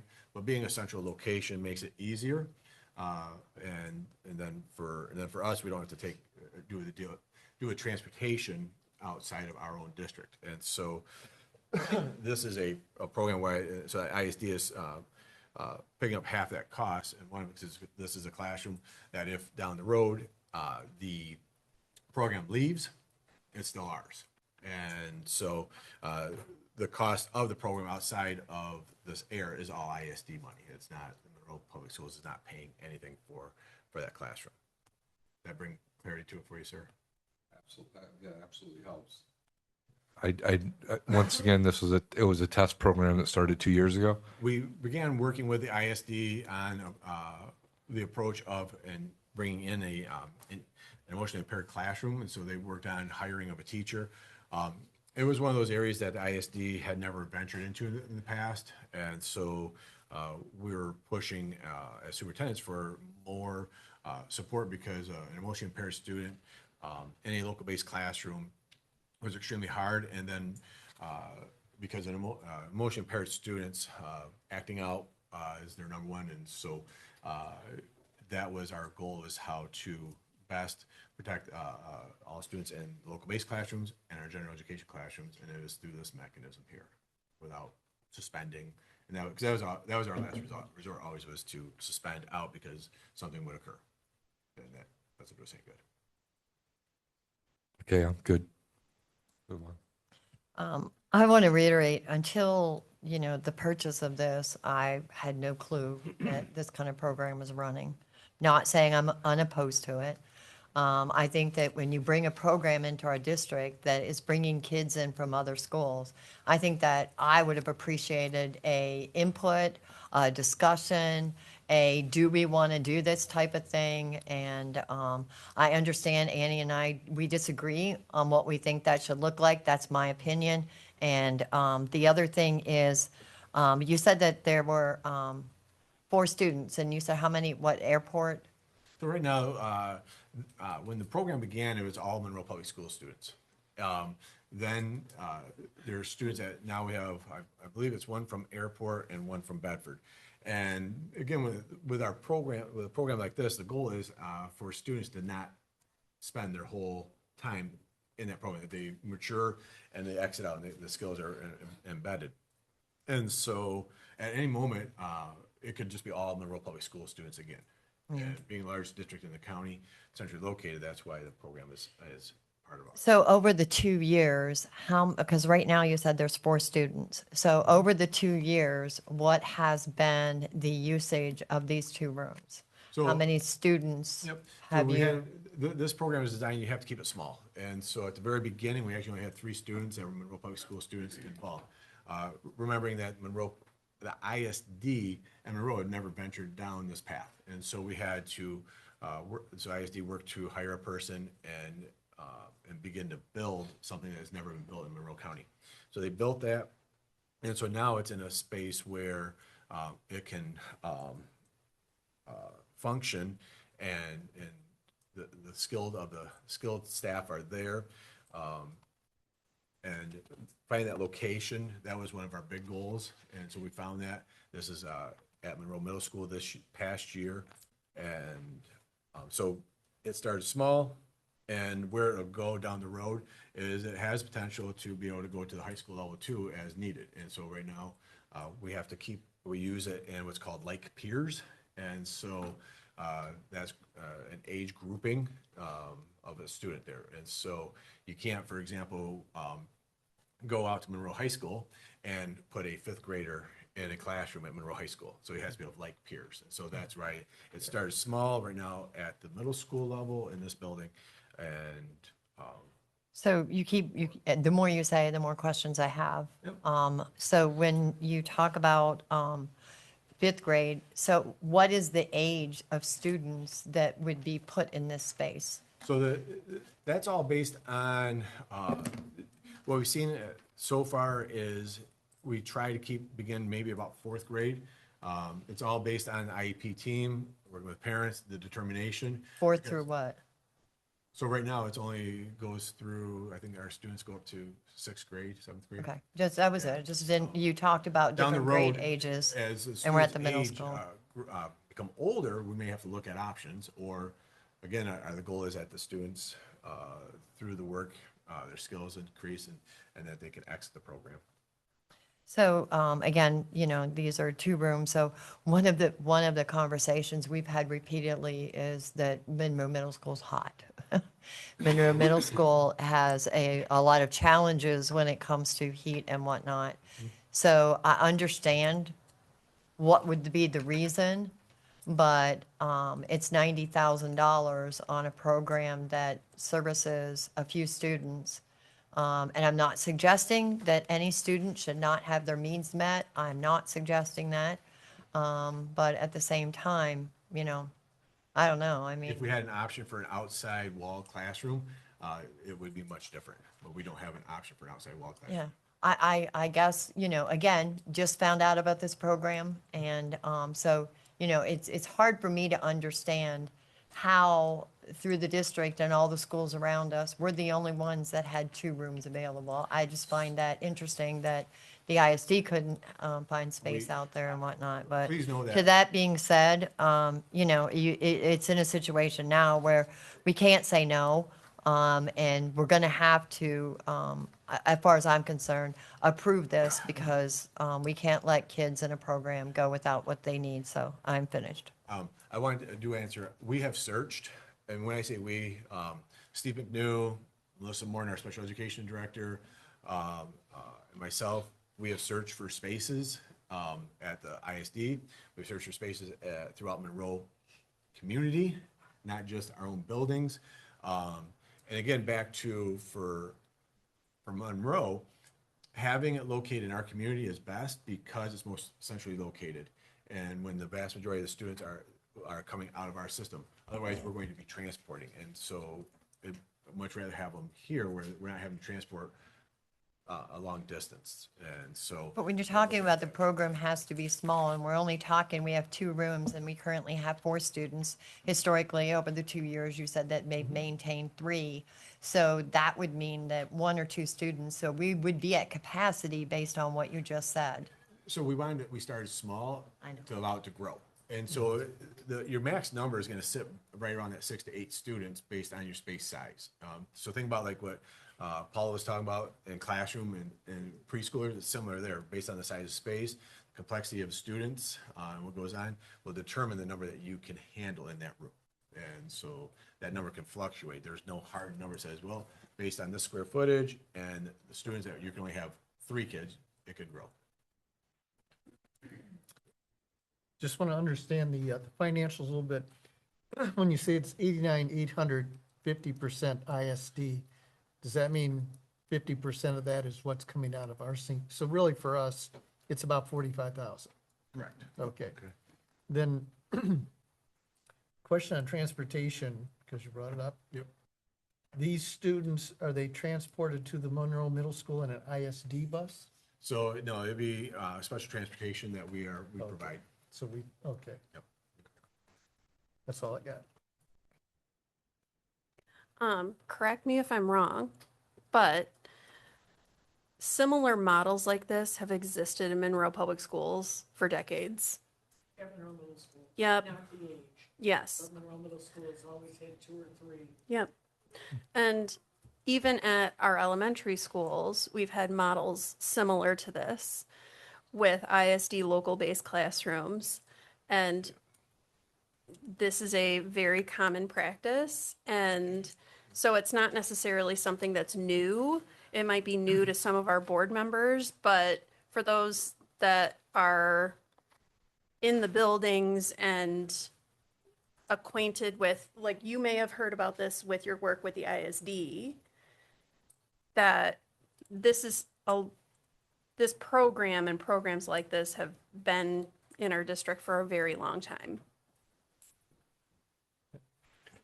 Yeah, I have no problem with this. But I guess I have a request. Yes.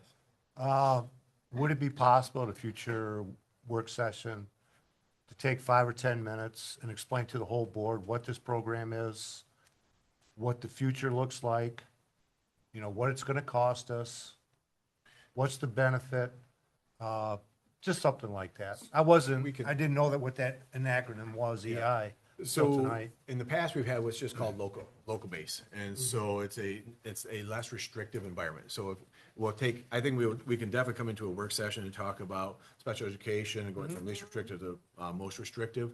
An EI classroom is going to be more restrictive. And that just means less opportunities outside of the classroom. A local based classroom is a level down from there. So it's lesser restrictive. So the students can be more in and out. And so when we talk about, what Mary's talking about is for Monroe Public Schools or Monroe County as a whole, the most restrictive environment we've ever had is a local base at our local levels or at the ISD facility. That's the most restrictive setting you're going to have, okay? And so we can definitely bring this in and take time to explain what the design is at Monroe Public Schools and with the ISD from the least restrictive environment to the most restrictive environment how it operates. Sure. Out of curiosity, 'cause on my tour of some of the elementary schools, I saw a few kids that had some issues and they needed a little bit more attention than the other kids. Would that be something that we would think would fit the mold of this? So they EI? already, through the MTSS process, students that have high needs as far as from a behavioral side to an academic side are discussed and could go through testing and go into a special education setting based on that testing and the MTSS process. So we can definitely take time in a work session so that Melissa Moore can go through what that all looks like and why you may see a student or hear of a student that is in a general education classroom, but they're going through a process. And unfortunately, in the special education world, and this has been years and decades of how it functions, is you have to go to failure before you can get more services. And that's just the God's honest truth and how special ed works. Okay. It's kind of a junker system, but it's the way the system was designed. I just thought it'd be a nice little tutorial for all of us, you know. Yes. That's it. That's all I got. I'm good. Stacy? I agree. I would like more information because it is the first time hearing of this program. But the students that services, I do think that they do need a comfortable environment to work in. That's it. Everybody good? Well, the only thing I wanted to add based on what Andy had said was, to what Gary's request was, there is a chart from the Michigan Department, I believe it's Health and Human Services, and it's called it's a restrictive chart. And what it shows is the environment that the Michigan has put forth for the new special ed curriculums, because it used to be everybody had to be in a classroom. They're actually going back the other direction to where we were before. So can you pull that up? I have it in my notes somewhere, but. When Melissa Moore comes, she'll talk about resource room, which is what you're describing, and how there's a blended model that schools are now beginning to implement. That is either you have a resource room, you also have students that are, you have a teacher that is going into a classroom, and so that's team teaching model. You'll bring that chart? So we're going to bring. You know what pyramid I'm talking about? Yep. Okay, thank you. Yep. Any more? If not, Jamie, can we have roll call, please? Yes, Mrs. Vincent. Yes. Jenkins. Yes. Ms. Myers. Yes. Mr. Sabatini. Yes. Mrs. Taurasi. Yes. Mr. Heck. Yes, the motion carries. Next is the Monroe Middle School Cafe VCT purchase. Thank you. We're asking the board to approve the purchase and installation of flooring at Monroe Middle School Cafe and authorize administration to proceed with the project utilizing food service or site sinking fund resources at a cost not to exceed $22,800. Can I get a motion regarding the VCT purchase?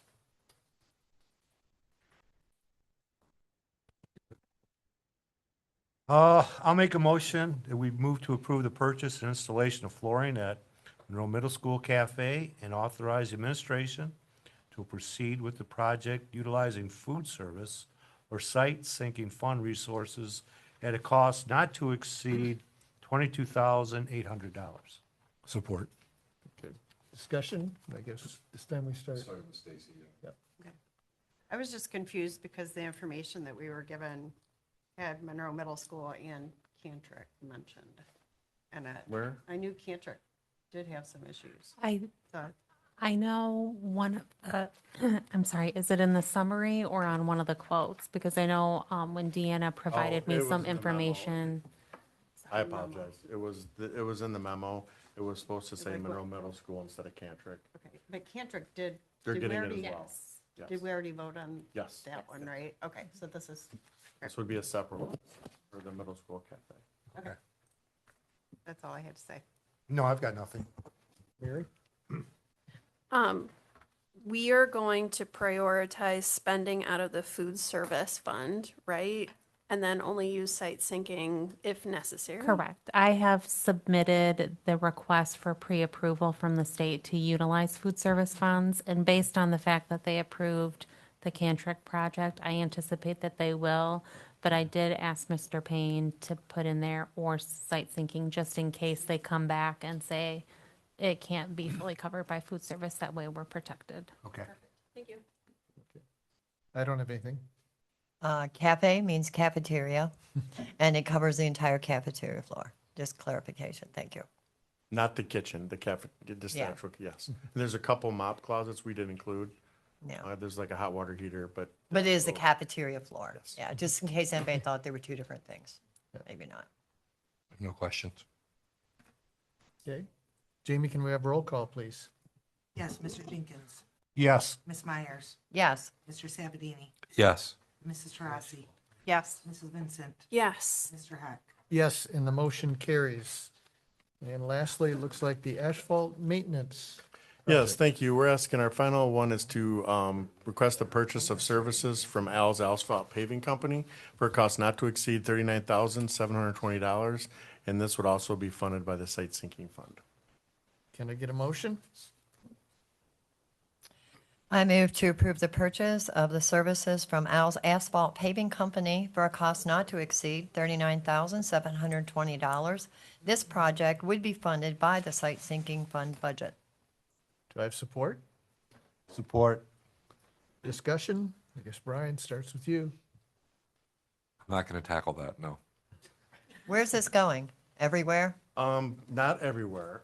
So for instance, next year, we're planning on replacing the asphalt at Hollywood, so we would hold on that.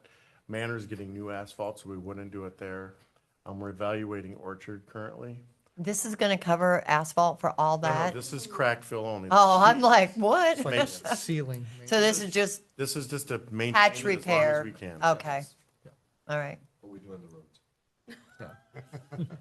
Welcome to me. This is what Kohler's been going around and inspecting parking lots.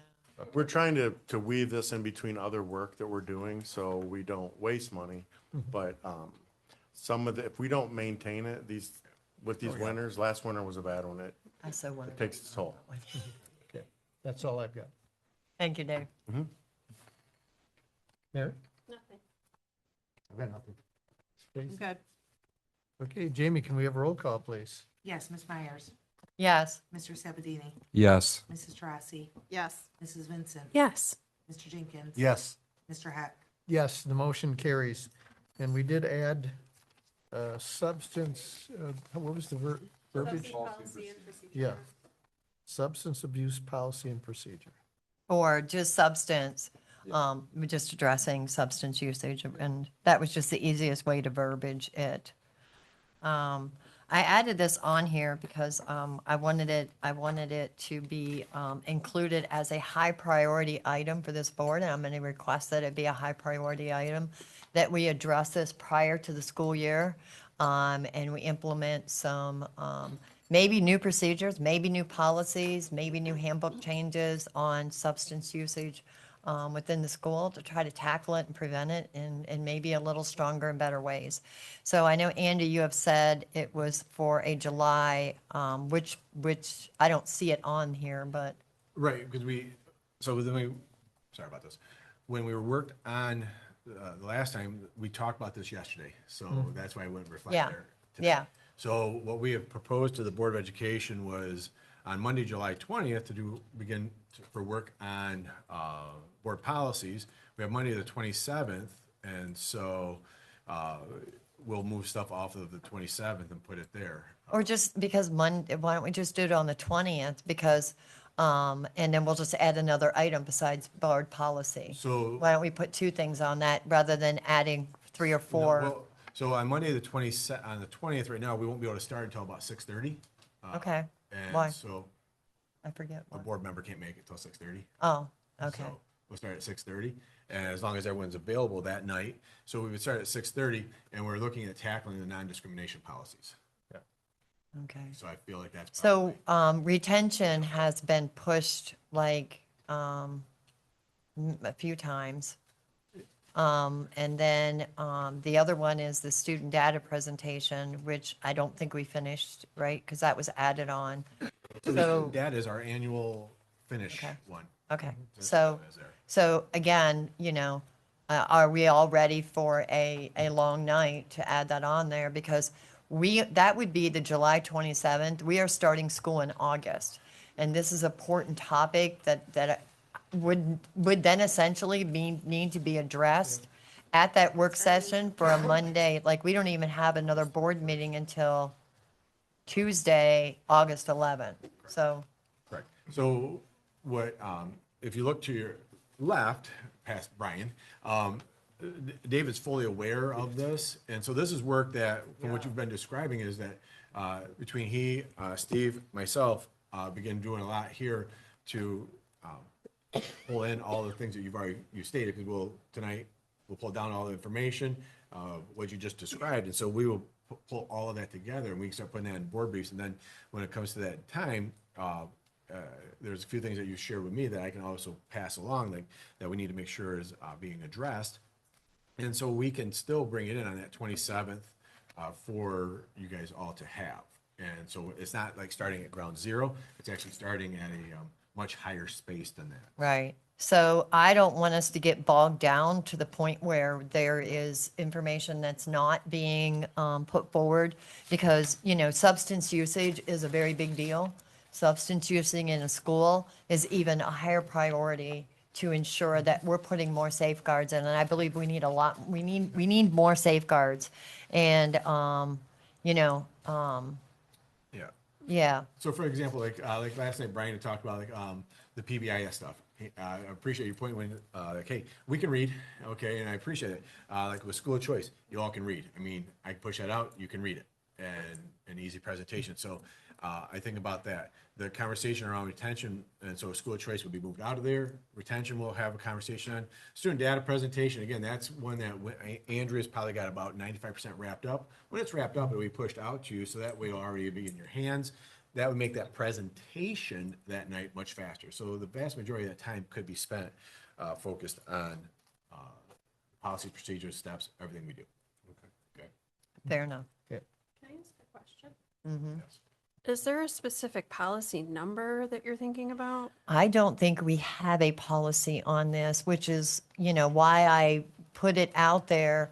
And what do you call it? Like, I'm trying to be respectful to the terminology I'm using. So I threw policy procedure out there just because I don't know the totality, because I think a lot of this is just being, I don't even know. I don't even want to say, because I I'll take can't. over for you here. Thank you. This helps. So the idea is that the Board of Education, back to what Gary had asked about with special education. So Monroe Public Schools, if a student gets caught with a vape or something breaking law, we'll just go straight there. Breaking law, what happens?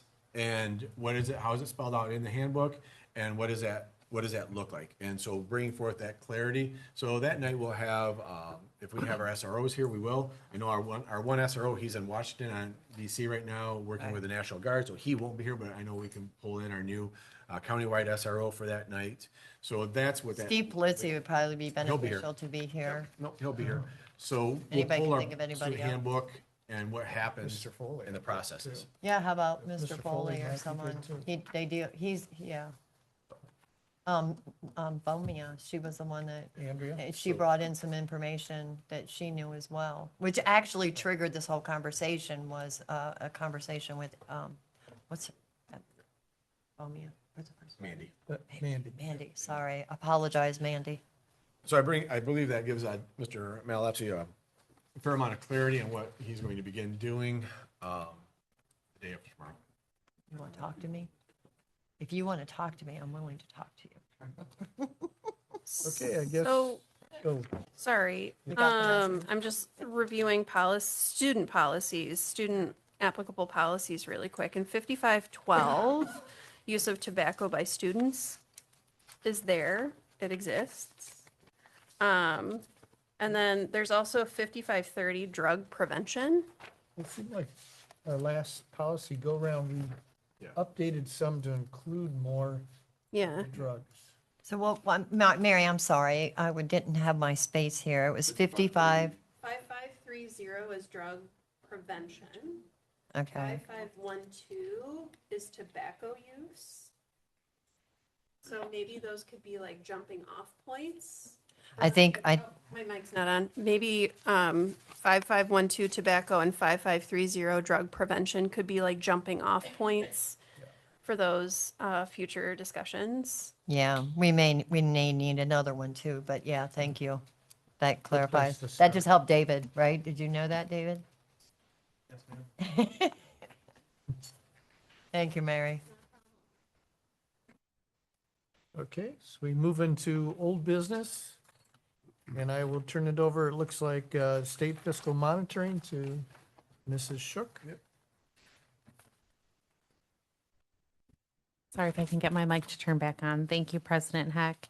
As I briefly mentioned at the workshop yesterday, we did have our monthly call on Monday.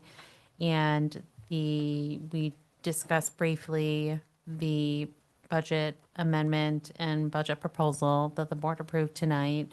They did review what was included and posted for the agenda, and they concurred with our assessments that it is operating on a very thin margin. And they asked for updates on what our assumptions were, which are the same items that I discussed yesterday at the board workshop, with the additional $100 per pupil foundation allowance, an estimated decrease of 70 FTE. We discussed the state aid note that was on the agenda for tonight, the upcoming bus purchase closing, and they do not have any update on the fiscal support program. He's hoping that they can provide some information on that soon. And they did let Mr. Shaw and I know that there is no report and no call needed in July. Just because of fiscal closing, it doesn't make sense because I won't have complete June data for them at that time. Okay. Thank you. Any comments or questions? We'll start, I guess, with Stacy. I don't have any. Mary? I'm fine. Going back to what Cassie had mentioned, I think we didn't give everybody opportunity for discussion on that. Board members, if board members wanted to have a discussion with what she shared, is what I'm saying. He just went around the I room just for went- you. He's up. Was that on that, or I thought it was in the, okay, I'm sorry. No, it was on that. You're up to you, sorry. No, that's okay. This was still the state aid monitoring. On that, the thin margin, you mentioned words that's a bit ambiguous. What's the next step? Like what, I remember we talked about it briefly, like, just so we understand where we sit, what is the next step? The next steps with them is reviewing our audit when it comes in and where we actually land at the end of the fiscal year and what that fund balance is sitting at.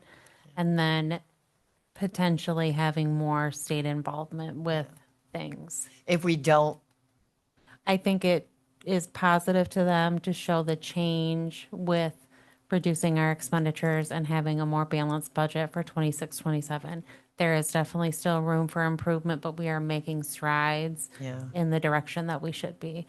I think that shows to them that we are making a concerted effort to right the ship, so to speak. oh, I totally agree with that. But just so we understand here, absolutely. when we talk about, I know we've reiterated it a few times, the seriousness about every dollar we spend. And there's a consequences of passing that thin margin. The fiscal support program, did you tell me about that before? Yes, that was where they have a program where school districts that are on their early warning list can apply for reimbursement of particular items that assist with different initiatives like professional development, the Hanover strategic planning, all of those types of things. And we did submit several proposals, but after they sent out to the school districts the request for proposals, and they, sometime in between when they were due and when they were going to let us know, the people higher up said, oh, hang on a second. And they haven't gotten back with them as far as being able to award any funds. But we've submitted, We did submit several proposals. yeah, what was the dollar amount? Big estimates on those? I know I submitted the full amount of the 25-26 Hanover, which was $100,000. I did some of the conferences and Michigan School Business Officials membership fee, the Michigan Negotiators Association, and some other, I don't remember all the That's okay, you don't dollar have to. amounts, I was but- just curious. You're talking about $125,000 to $150,000 was the request. Okay. Yeah. All right. Thank you. I have nothing. Okay, then we'll move on to the SEL discussion. Superintendent Shaw? Thank you. So in your in front of you, you're going to see survey results, and I've asked Mr. Malinowski to go over those with you. So you should see that, a piece of paper, it looks like this, you guys, Yeah, it's a part in of your folder. Oh, pie chart. thank you for telling me, Jamie. So in that printout that you have, we did survey the staff about their overall satisfaction of our staff with the Trails SEL curriculum, their perceived effectiveness, and then really what they think we should do, if anything, with Trails. I did give you a long-winded summary about the results. I think that the graphs do paint a picture of general support for retaining Trails. We asked our staff about the overall satisfaction. 54.5% of the staff reported being satisfied or very satisfied. I think that teachers, people in education, typically are not neutral on anything. Either you love something or you hate something. And 40.9% of our staff were neutral on Trails, and I think I tend to lean that towards, it's positive. They don't want to get rid of it, so to speak. That's how I would interpret those results. Perceived effectiveness, 62.9% believe that Trails meet student social emotional needs to a moderate or great extent. 18% feel that it meets students' needs slightly. 19% were unsure of its effectiveness. And again, that's just, perceived based on what adults feel and how students respond to the training. And then as far as future of the curriculum, 36% say that we need to continue Trails.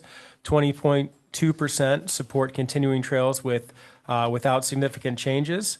I'm sorry, I didn't read the whole sentence. 36% support continuing Trails while improving implementation and support. 20% continue with Trails without significant changes. 14.6% of the district favor exploring other SEL options. 25.8% are unsure. We did actually take some general comments of our teachers. I think the majority of the comments were, we wish we had Darren in our building because of how effective he is at Raisinville. And I think that we can always improve how we implement and how we relate this content to students. So those are the results from our teachers regarding Trails. Okay, questions? Start here. Stacy, did I skip you last time? Or is it my turn? You think it's my You turn? start, it's your turn to Okay. start. So 89 responses. How many is that out of totality? It's about a third of our teachers. So a third of the teachers It's been open for 2 weeks, so we filled out the survey. Yep. Okay. Be nice if it was a little bit higher, but okay. And I feel like although only 3.4% recommended replacing the curriculum, 14.6% favored exploring other options alongside Trails. So that gets you up to about 18, and 25.8 remained unsure. I know how you categorized unsure, but that could be, we could split that difference in half and say it's 12, another 12, so 30, roughly say a third of the people said that something along with trails, or not sure that trails was even the right choice. So I think that's a not a large number, but I wouldn't call it an insignificant number at let's say a third. So I don't know what more deep dive we would consider than this, but maybe there is some more work we need to do here to maybe understand this, or see if we can get some more responses. I mean, I don't know, offer a $20 Chick-fil-A card and away we go. Budget, please, budget. Oh, sorry, that was coming out of my personal. Oh, you're buying them? Okay. Or Dave actually was buying them. I think that's probably illegal for both of us to be buying them, but. Food service, is that what you're thinking? Food service, yeah. Mary says I can't do that, okay. Right. That's all I had at the present moment, so you can Okay. move it down. Darla? So when we talk about, you said teachers, we have a lot of behavioral staff. So I believe if I calculated the numbers right, probably over a third of what our teacher count is are also behavioral staff. And I think I'm being very conservative in that number. So why was not all the behavioral people that this is what they do, why weren't they included in this? Why was it only teachers? I could go back and poll those folks. The teachers are typically the ones who implement these lessons in the majority of our buildings. Darren does it at Raisinville. The counselors do it at the high school. And I guess in fairness to your question, some teachers, at the high school, they are not dealing with this curriculum. The high school counselors are. So I guess, to your point, I don't want to sabotage the survey that I gave, but you're only as good as the people who are taking it, and if they took it seriously, and if they're educated on what they're actually giving their opinion on. So I agree with you. There's a lot of variables. Yeah, and to your point, the numbers aren't very big, extreme numbers. So we're pretty close in our numbers, but I think that the people that use the program the most, your behavioral people and all those, I would like to know what they have to say. Because when I was in the classrooms and we were talking to the teachers, the teachers kind of do the program, but the implementation, as far as I understand, was all the other staff. So I think that would be beneficial. The other thing is how we ended up getting here. This was on the agenda, and I know we've asked for it twice, was please give us other options that we may consider so that we can look at them. And so tonight, I wasn't anticipating a survey to say, we don't want you to do anything else. We as a board, and I believe Tom requested it, said, can you give us some other curriculum ideas that we can look at? And I actually requested this, by the way. well, I know I requested curriculum a few times, and I said, can we look at other programs, not just one, and say, what else can we look at? What else is there? Is there other options out there? Are there better options? And I know the response was, well, Darla, this is free. And I understand that, but I also understand that there are different curriculums, and I would have liked the opportunity to be able to look at some other options. So the conversation we asked, Mr. Heck asked us to do is, before we begin looking at other curriculums, what was the staff's take on it before we go diving in? Because we're implementing a new literacy set of materials, we're implementing a new math set of materials, and so to have one more implementation. Now, if it came back that, 60, 65, whatever that percentage is, are saying, yes, please begin to look at other materials, then they're also saying that we're willing to do that work alongside with the implementation of the math, of the literacy, of all these new materials, too. So as a board member, I've requested on multiple occasions for other curriculum options. I know I brought up one that I had that night as an option to be able to consider, and my request, I believe, should be fulfilled. I think we should have been given options to say, we understand where the staff sit. I think the numbers aren't clear because the amount of people that weren't queried on it. And so there would be nothing to say, Darla, you can't look at other curriculum, So because we should be able to do that. I understand. Our board president in their last time said, please survey the staff. And then Okay. from there, so. But I had asked multiple times for curriculum, it's true. Correct. So my one last question is, Darla, you're saying about the number of staff that are the behavioral side. you alluded to a number. Can you further describe that to me? Because I'm not sure Okay, what that means. we're just going to skip that and say, David, can you please consider all the people that are part of the SEL program and behavioral staff and look at them? But the other side of that is, I also would like to look at other programs. I don't understand what the harm is of looking at other curriculum programs to see if there's something out there, because when Darren was here, it was very clear that Raisinville is a shining star, and he even said, well, I don't think the other schools are really using it or doing it, and don't put words in, we can go back and read his verbiage. And so I don't think it hurts to look at something else, and I struggle with the fact that why I have to keep asking for something, and We'll we bring don't get it. forward other materials. I'm going to say this out loud one last time. Implementation fatigue. You put too many items in front of teachers, you'll have implementation fatigue, and stuff will not get done with fidelity. So based on what Darren said, most of the other schools aren't using it and doing it in the way that they should. That was what Darren had explained that day. So I understand, Andy. bring forth that But guess what? We do have to move forward with some things sometimes. And We can't say no to everything that we I'm not saying suggest. no, I'm just saying that I'm pointing out implementation fatigue, that's all. And that's a factor, but we want to make sure because We're not implementing anything new this year. We just have the reading program that is, we already had in through, and we're just expanding it. We're gonna go forward. Yep. Thank you. Can you come around the next time? Yep.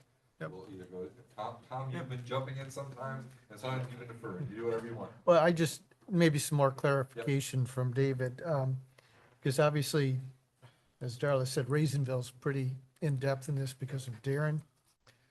How many, I guess if I can get a little bit of split of these 88 teachers, what facilities, if it's heavily Raisinville, that's going to bias it one way versus some of the other schools?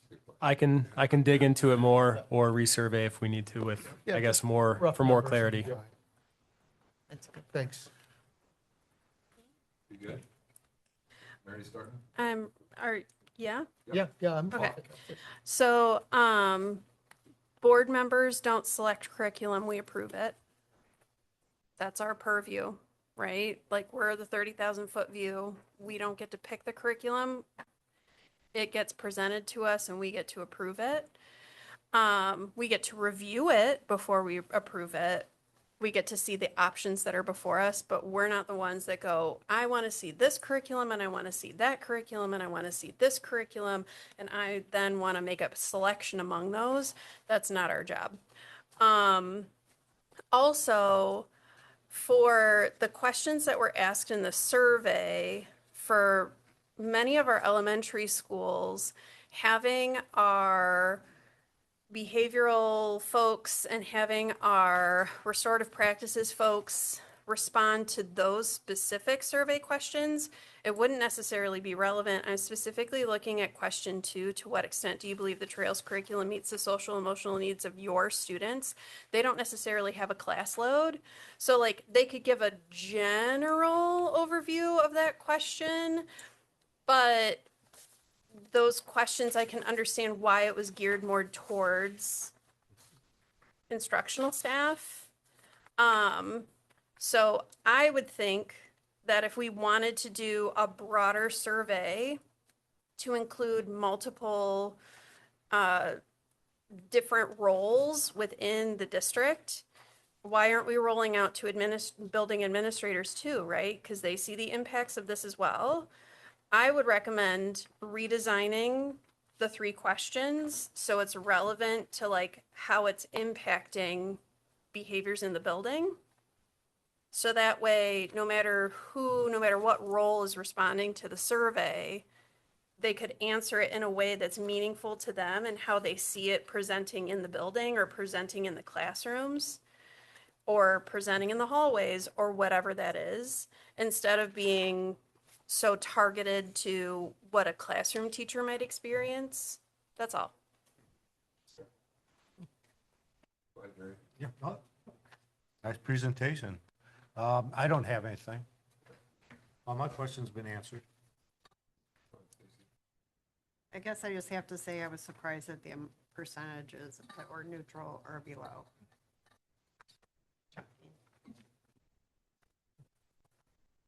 Okay. Just some questions? I'm fine. I just wanted to follow back up, Mary. When we talk about options, you said we get options. That's what I'm requesting. I'm requesting options. Because when you only get one option, that doesn't give the board a choice. And the board does approve curriculum. And I don't want to sit here and say, oh, let's just cancel it and let's not do it. We already had that conversation. That didn't go so well. But I am saying, let's look at more options. Let's look at what else out there. That has been my request for years on this board, is when you bring us something, bring us options.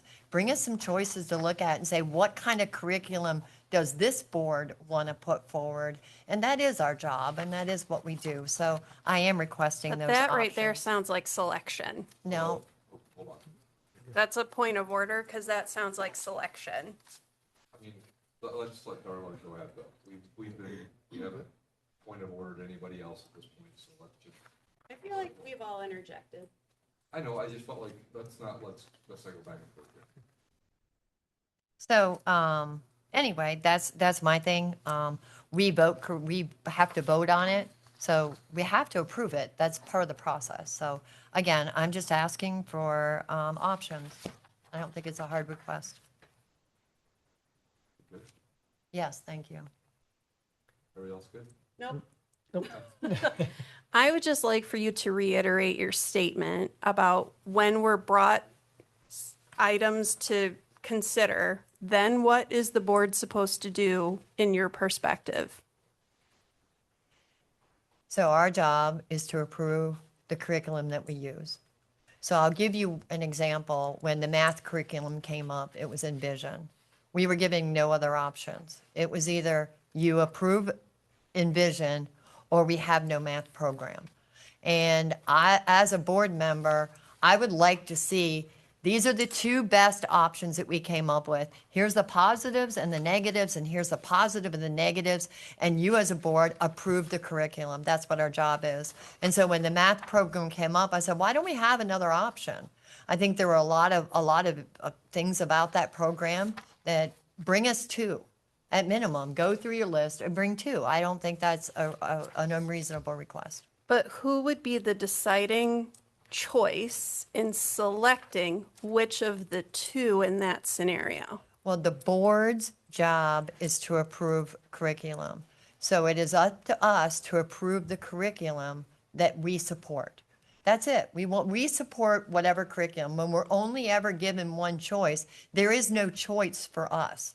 There is no options for us. It's either you do it or you don't do it. And I say, I just think it would be fair to bring another option up. And for this regard, we've had a lot of SEL conversations. We've had a lot. I have spent so much time in the classrooms to understand the program, to understand things work. We had a presentation with Darren, and we talked about this program. We talked about the difficulties with utilizing the program. I talked to people in the classroom about that and said, okay, maybe why don't we look at other options?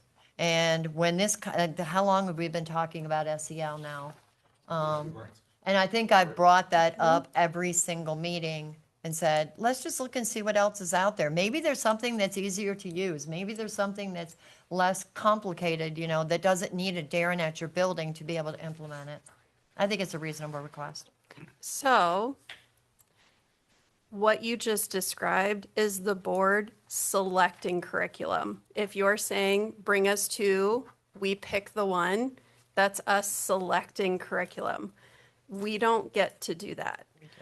The people that are the educational experts that work with our students, that understand the needs of our students in this school district, they go through piloting processes, they go through all of that, and then they bring to us, based on that information, a recommendation, right? That's why we hear these presentations from our cabinet. We hear the recommendation and the context behind their recommendations. That's why we only get the one to either vote yes or vote no, and that's what the board does. Weren't we presented with three options for the reading? Yes. Not But that was we through selected. that it. was didn't. No. Correct. We did not select. No. But we were able to go. We view were able it, to go look at them. We voted on the one that we ended up being. Remember We that, voted on it. But it was recommended, that's the one the teachers Yes. recommended. that process last year, we had to expedite it. And so that's why, because of the grant and the turnaround speed of that grant, that we held a day for board members. Hey, if you want to come see the materials that the staff are looking at, come see them. Yeah. And it was very expedited. That was nice, that we were able to look at those curriculum. We were able to It's see. not what your we- time, but You've got a minute left. I do. You can go. Thank you. So, in that case, we were presented with a singular curriculum, and then we voted on it. We did not get to say, of the three, which one we wanted. We were presented, and then we voted. That's what the board does. My next. All right, you have 38 seconds. You're holding your 38 seconds? Or we're moving on? I think that we can move on now. I think Gary wants to speak.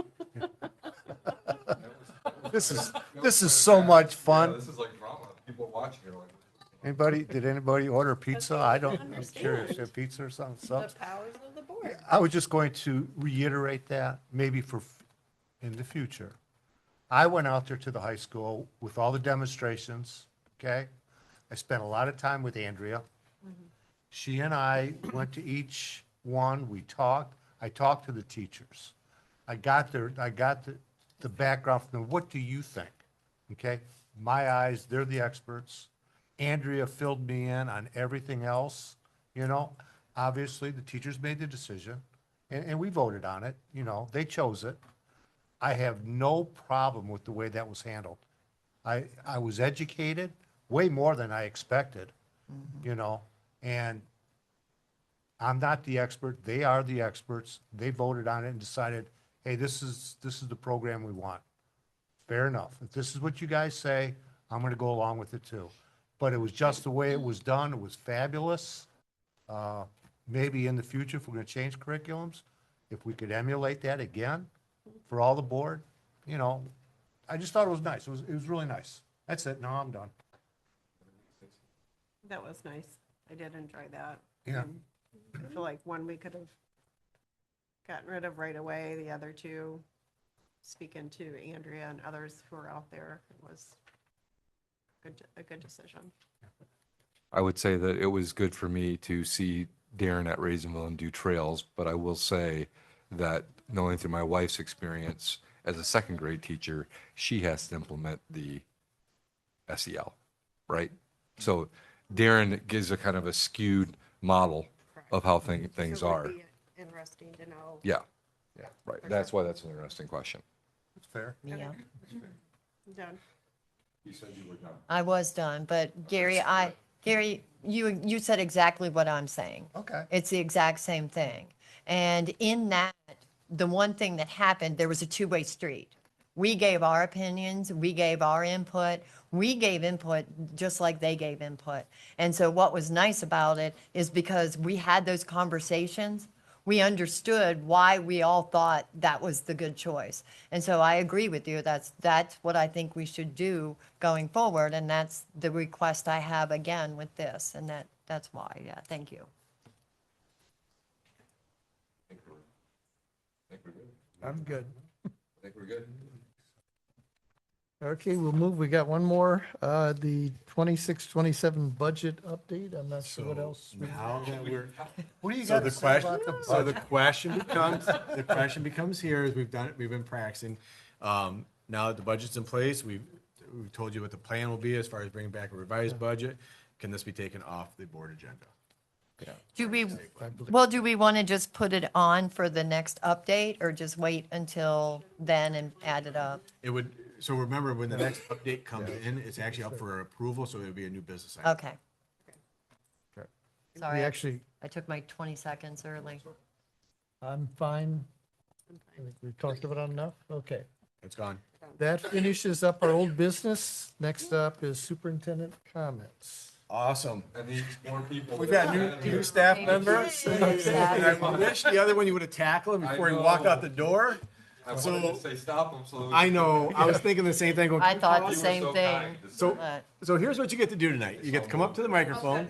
Oh, I know. And you get to look at this camera right there and smile because, what was that movie, that show called where, they had hidden cameras back in the 70s? Oh, Candid camera. So it's kind of like a candid camera, but you can see this one. But don't worry about the 385 people watching tonight, okay, taking pictures of you. But come up, introduce yourself, tell us Give our who the awesome people are with you tonight, and there's gonna be a test at the end and see if you pass. And then lastly is, what brought you here and then where are you gonna be at for us?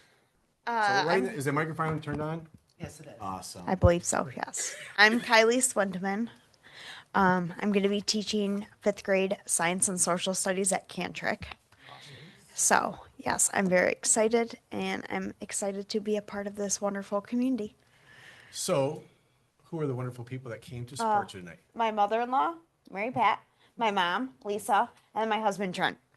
And then my sister was here with my nephew, but I don't know where they went. So, He's in the front lobby. No, I think he was ready to go home. I know, and we appreciate you staying so long. So I'm excited that you're coming into Cantrick. Yes, I'm excited. So I'm going to, the test is this, if your husband was standing right here and he would have started with his mom or mother-in-law first and not you, how would that have gone over? I'd be fine with it. Really? Oh, wow. I'm impressed. So we are thrilled to death to have you here. I'm here to support you. That's why I did that right there. I just went from one side to the Andy other. starts early. So Yeah, that's gotta my support fault. The guys in the room. So, here we go. all here's right, Harris. back. Harris, do you want to say hi? No. All right. And so. And then that's my sister, Kendra. Hi, Kendra. Thank you for coming in. So what you can do is come up, shake everyone's hand, and thank you for coming. Okay.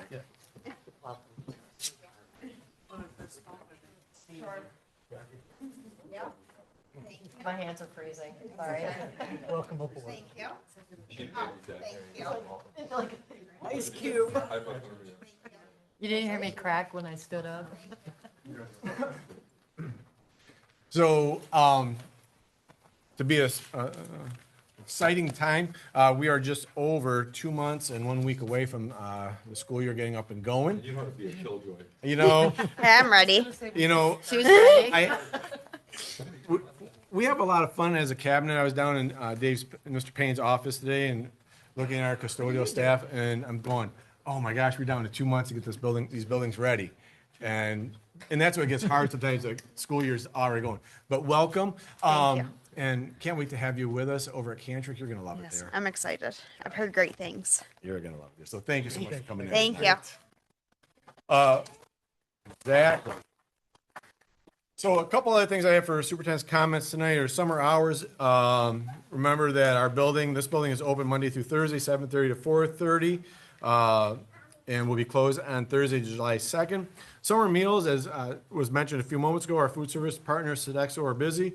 On-site summer meals began at Tot Lots and Monroe Community College on Monday.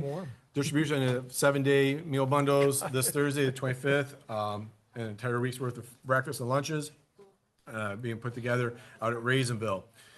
A couple other items is that we have, Mr. Heck and I will be meeting on Thursday, June 9th, for anyone that's interested in running for the Board of Education. It's a July 9th? Yeah. No, I'm sorry, I said June, didn't I? July 9th at 5:30 here at the Administrative Building. And that's really just a Q&A if people are interested in running for the board, what it looks like. Filing deadline for that, the Board of Education is July 21st at 4 p.m. A couple other items. You'll be here. I have vacation. I'll be out this Friday, Monday, back in Tuesday for a while, and then I'm out and be back on July the 6th.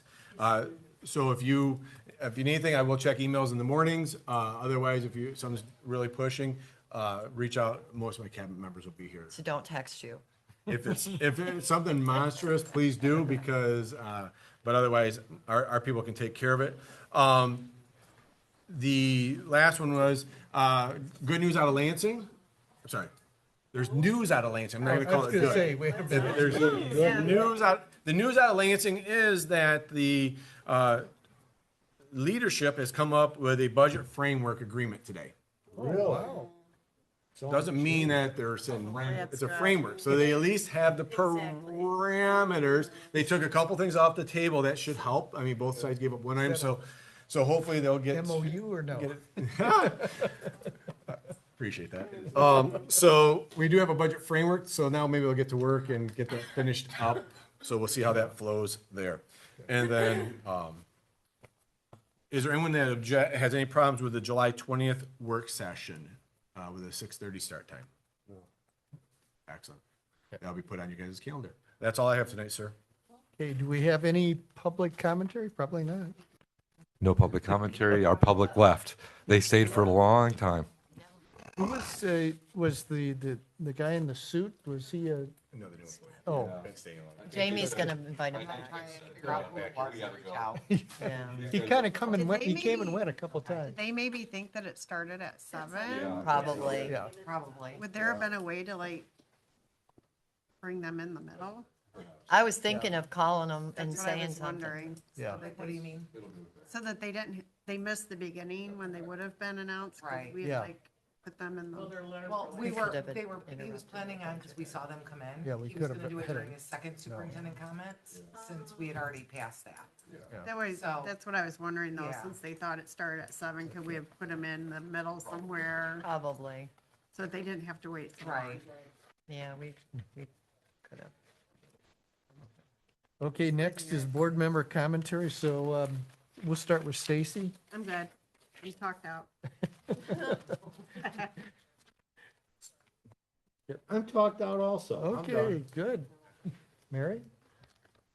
I think it would be helpful if we, again, added to our policy review, our discussion about looking at our general fund balance and looking at how that might fit into policies here and there. And then also, just for your consideration, policy 2220, adoption of courses of study, and 2210, curriculum development.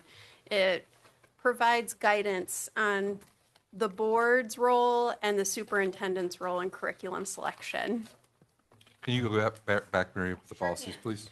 2220, adoption of courses of study, Yep, and 2210, curriculum development thank you. are two that provide guidance where the superintendent makes recommendations to the board Thank you. for curriculum. Okay.